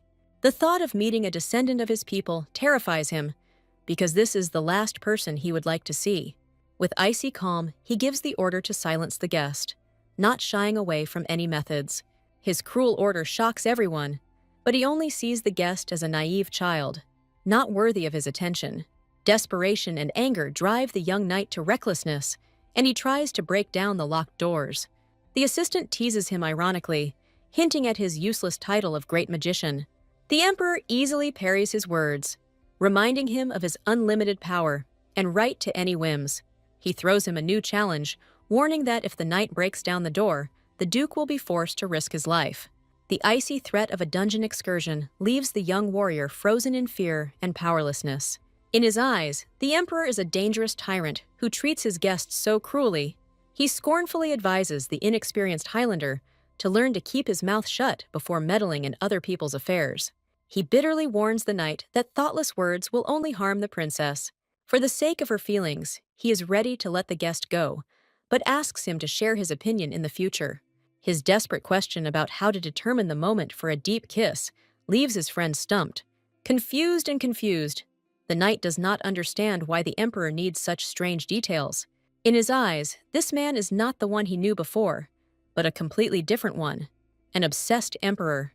The servant anxiously asks if she really doubts the emperor's feelings for her. His question takes her by surprise, because she doesn't understand how he knows about her secret fears. A sleepless night spent in thought and gnawing guilt left a heavy mark on her soul. She starts the day as a chicken, because she is afraid of finding out the truth that could ruin everything. Her greatest fear is to admit to him that she is afraid of the power of their sensual kiss. She hopefully asks her young friend to grow up wise and not make the mistakes of the emperor. With determination in her heart, she goes towards her goal, because her beloved is the most outstanding person. She is surprised to note the changes in his behavior, because he has become more gentle and no longer showers her with reproaches. The thought that his actions could be part of a cunning plan makes her heart pound wildly. She pushes away disturbing thoughts, focusing on the main task, weakening the influence of the insidious marquise. Lost in her thoughts, she does not notice the bewilderment of the servants, who do not understand why she does not enter. Important questions about money and population are on her mind as she prepares to rebuild her kingdom. The sudden appearance of a stranger blocks her path, and his determined appearance frightens her to the depths of her soul. She has never seen this young man in the palace before, and his presence raises a lot of questions in her mind. His strange look and sudden kneeling plunge her into complete and utter bewilderment. His tears of happiness from the realization of his role in fulfilling the dream of his ancestors touch her to the depths of her soul. The knowledge that before her stands a descendant of the faithful house of Shalid fills her heart with joy and hope. He swears his allegiance, promising to save her and restore her kingdom to its former glory. The emperor interrupts their touching scene with a touch of irony, reminding them of his plans for the princess. His commanding gesture and patronizing tone make her burn with anger and humiliation. The tempting reminder of last night and their plans makes her heart pound. He brazenly blackmails her, offering to stay and listen to his story about her, playing on her curiosity. Confused and at a loss, she is forced to remember her plans to avoid his trap. The young knight's anger flares up with renewed vigor, because he cannot tolerate such disregard for her highness. The emperor's loyal friend watches this scene with irony, realizing that the line between closeness and disrespect is very thin. His words about the depth of their relationship make the assistant think, because he longs to know their secret. The tension between them becomes almost palpable, and everyone feels that something important has happened. The emperor tries to justify himself, but his words only increase the young knight's anger. The false accusation of harassment leaves the emperor in shock, and he desperately tries to justify himself. The assistant, blushing and stuttering, tries to explain the essence of their deep conversation. She asks ironically what kind of inexperienced advice he was trying to get from the same amateurs. He is burning with shame, unable to admit his ridiculous question about the stages of a kiss. Meanwhile, the maids watch this scene in bewilderment, not understanding how a chicken can be so beautiful. Her anger flares up again, because she is sure that he has confused her with another chicken. With royal generosity, she promises to forgive him, but only after he becomes one of her subjects. She looks at him suspiciously, not believing that he will get away with the harassment accusations so easily. Burning with shame, he is forced to admit that their deep conversation was just about kissing. His confession becomes the last straw for her, and she flies away in a rage, calling him a disgrace. This comical scene leaves the guests completely bewildered, because such drama is commonplace here. He rushes after her in desperation, begging her to stop and talk, but she is already beside herself with embarrassment. Burning with shame, she is not ready to discuss kissing, and she needs time to come to her senses. Her panicked escape leaves him alone with a broken heart and a cry of despair. Just half an hour after this chaos, the palace is once again plunged into a deceptive silence. Hiding in the bushes, she breathes a sigh of relief, but immediately realizes that she has no idea where she is. Her solitude is interrupted, and she realizes that her nocturnal antics and daytime escapes have not gone unnoticed. Fate ironically brings her together with Lord Theos, the last person she would like to see at this moment. He recalls her magical reign, making it clear that her power has not gone unnoticed. Her fall from the sky in the form of a chicken only confirms his guess. He knew about her curse from the very beginning. Desperately seeking refuge, she asks him for help. Not knowing whether he is a friend or an enemy, she decides to stay to collect her thoughts, as she needs to prepare for the upcoming meeting. Plucking up her courage, she decides to ask him a personal question. Hoping to get advice, she asks him point blank how he became convinced of love before marriage, looking for the key to his tangled story. Reflecting on the high demands placed on the Empress, she begins to understand the reason for his 3 years of loneliness. A new insight dawns on her. His unpopularity is merely a consequence of his search for an ideal, and not his personal shortcoming. His sudden and tactless question about her personal life takes her by surprise, causing a storm of comical indignation. His insightful words wound her to the very heart, because he guessed her main weakness: complete ignorance of love. With a heavy sigh, he doubts his son will ever marry, casting a shadow over their future. His vague advice that love is an instinct only confuses her further. In the midst of her thoughts, his desperate cry is heard, and she realizes that she can no longer run. Out of breath from the chase, he finally catches her, begging her to listen to him in a voice breaking with emotion. With unexpected calm, she agrees, and her innocent gaze gives him a moment of fragile peace. With a gentle touch, he tries to calm her fears about the kingdom, promising that nothing will change. With firm determination, the emperor vows to take on all her concerns, offering her his unconditional protection. But her calm and curious face in response makes him realize the huge gap between their feelings. This abyss gives birth to an icy horror in his soul, and he painfully realizes that she does not need him at all. He reflects bitterly on how things would have been simpler if she had been hungry for power rather than his heart. With generosity bordering on indifference, he offers her both the throne and help in reviving the kingdom. Meanwhile, his father, full of health and strength, is ready to intervene in the affairs of the empire again. He easily agrees to help her, because solving the drought problem and reviving her people is in his interests. She considers that lifting the curse now is a better option than wasting magic on the thorns. Her flippant offer of a love potion only highlights her complete lack of understanding of the situation. In the guest palace, the young knight is surprised to realize that the emperor did not oppress their princess at all. The experienced duke confidently declares that, apparently, the curse is almost lifted. This news takes him by surprise, and he anxiously puts on his glove, preparing for the unknown. He realizes that their mission here is over, and it is time for them to return home, sooner than they expected. The Duke announces his agreement with the Emperor, and his generosity seems almost unreal. The young knight demands clarity, because he senses a hidden catch behind the Duke's vague speeches. He reminds the young man of his high status, for he is the last of the nobles, besides the Duke himself. He speaks with slight disdain of the knight's inexperience, considering him unprepared for real trials. The Duke reveals his plan. He will go after the people, leaving the knight with the most important mission: protecting the princess. In a panic, the young man realizes that he is being left alone in this hostile place, and he is overcome with horror. The thought of having to deal with the unpredictable princess alone drives him to despair. Burning with shame for his disrespectful thoughts, he asks for forgiveness with tears in his eyes. His question about whether the Duke will leave without saying goodbye to the princess sounds like a last desperate plea. With a heavy heart, the Duke leaves, knowing that all he can say is that he will return as soon as possible.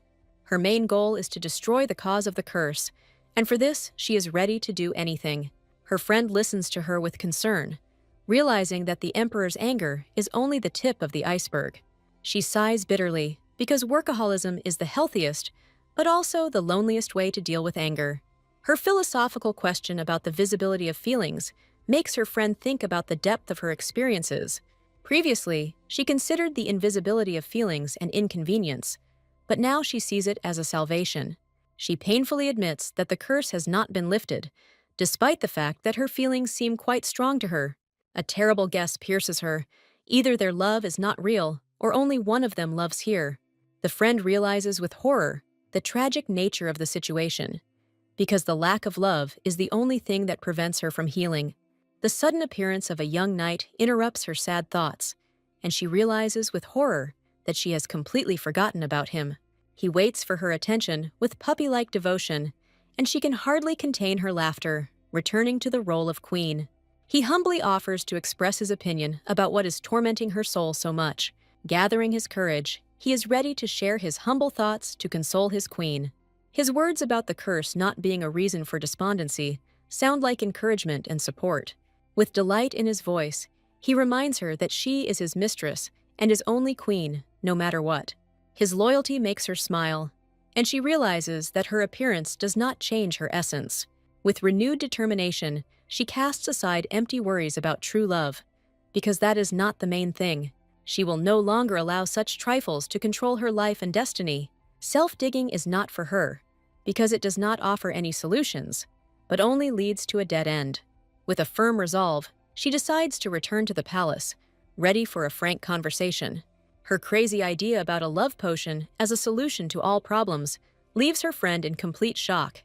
Her friend desperately tries to bring her back to reality, but the princess is obsessed with the idea of a love potion.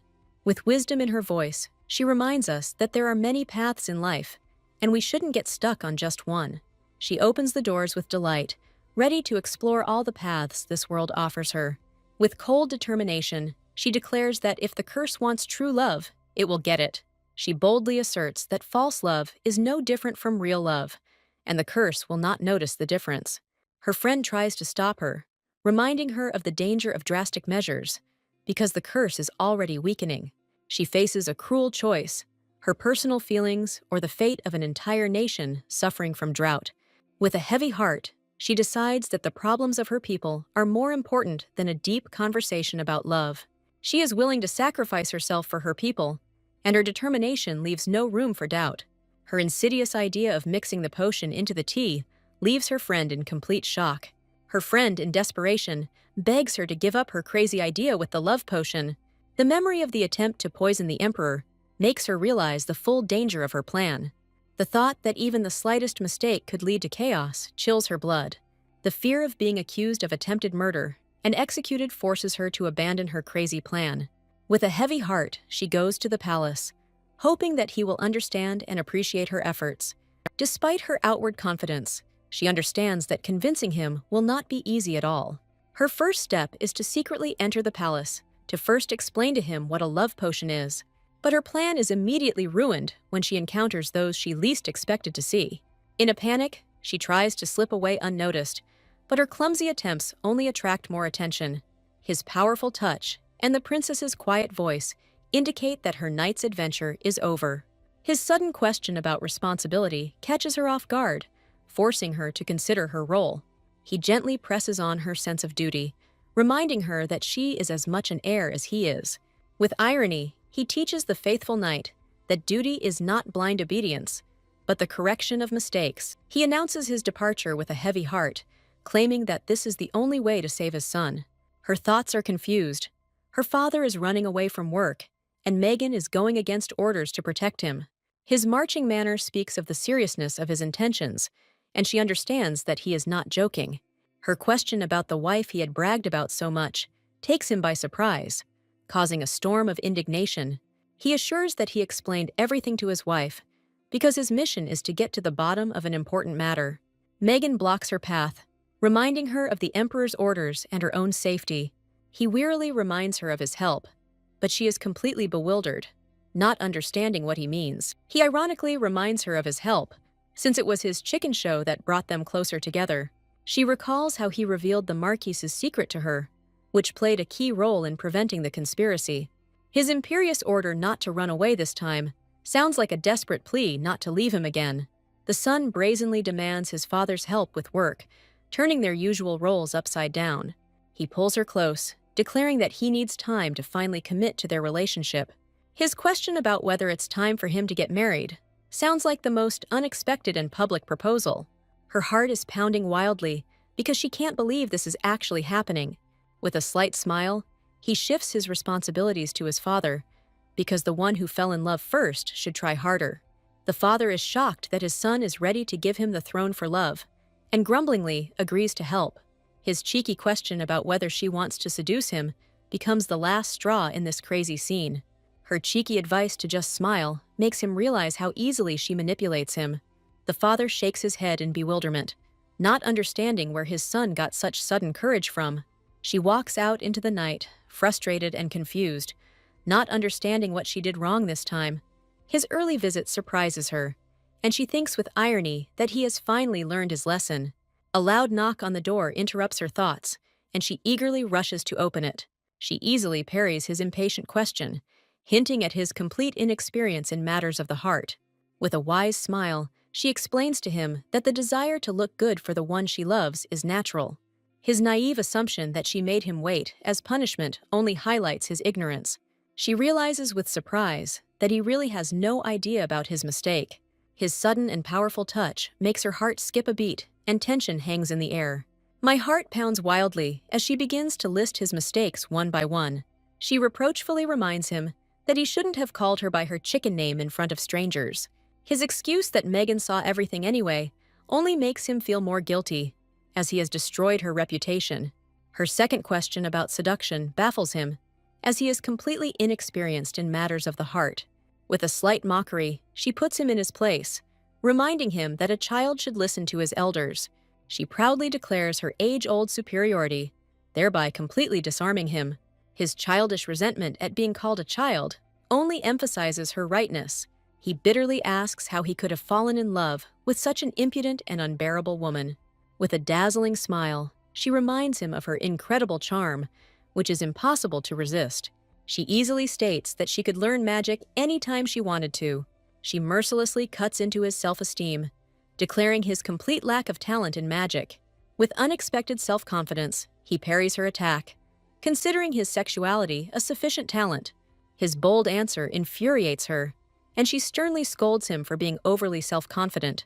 Gathering his courage, he decides to ask her a question that could destroy her image of an experienced seductress. A direct question about her actual relationship experience catches her off guard, hitting her where it hurts most.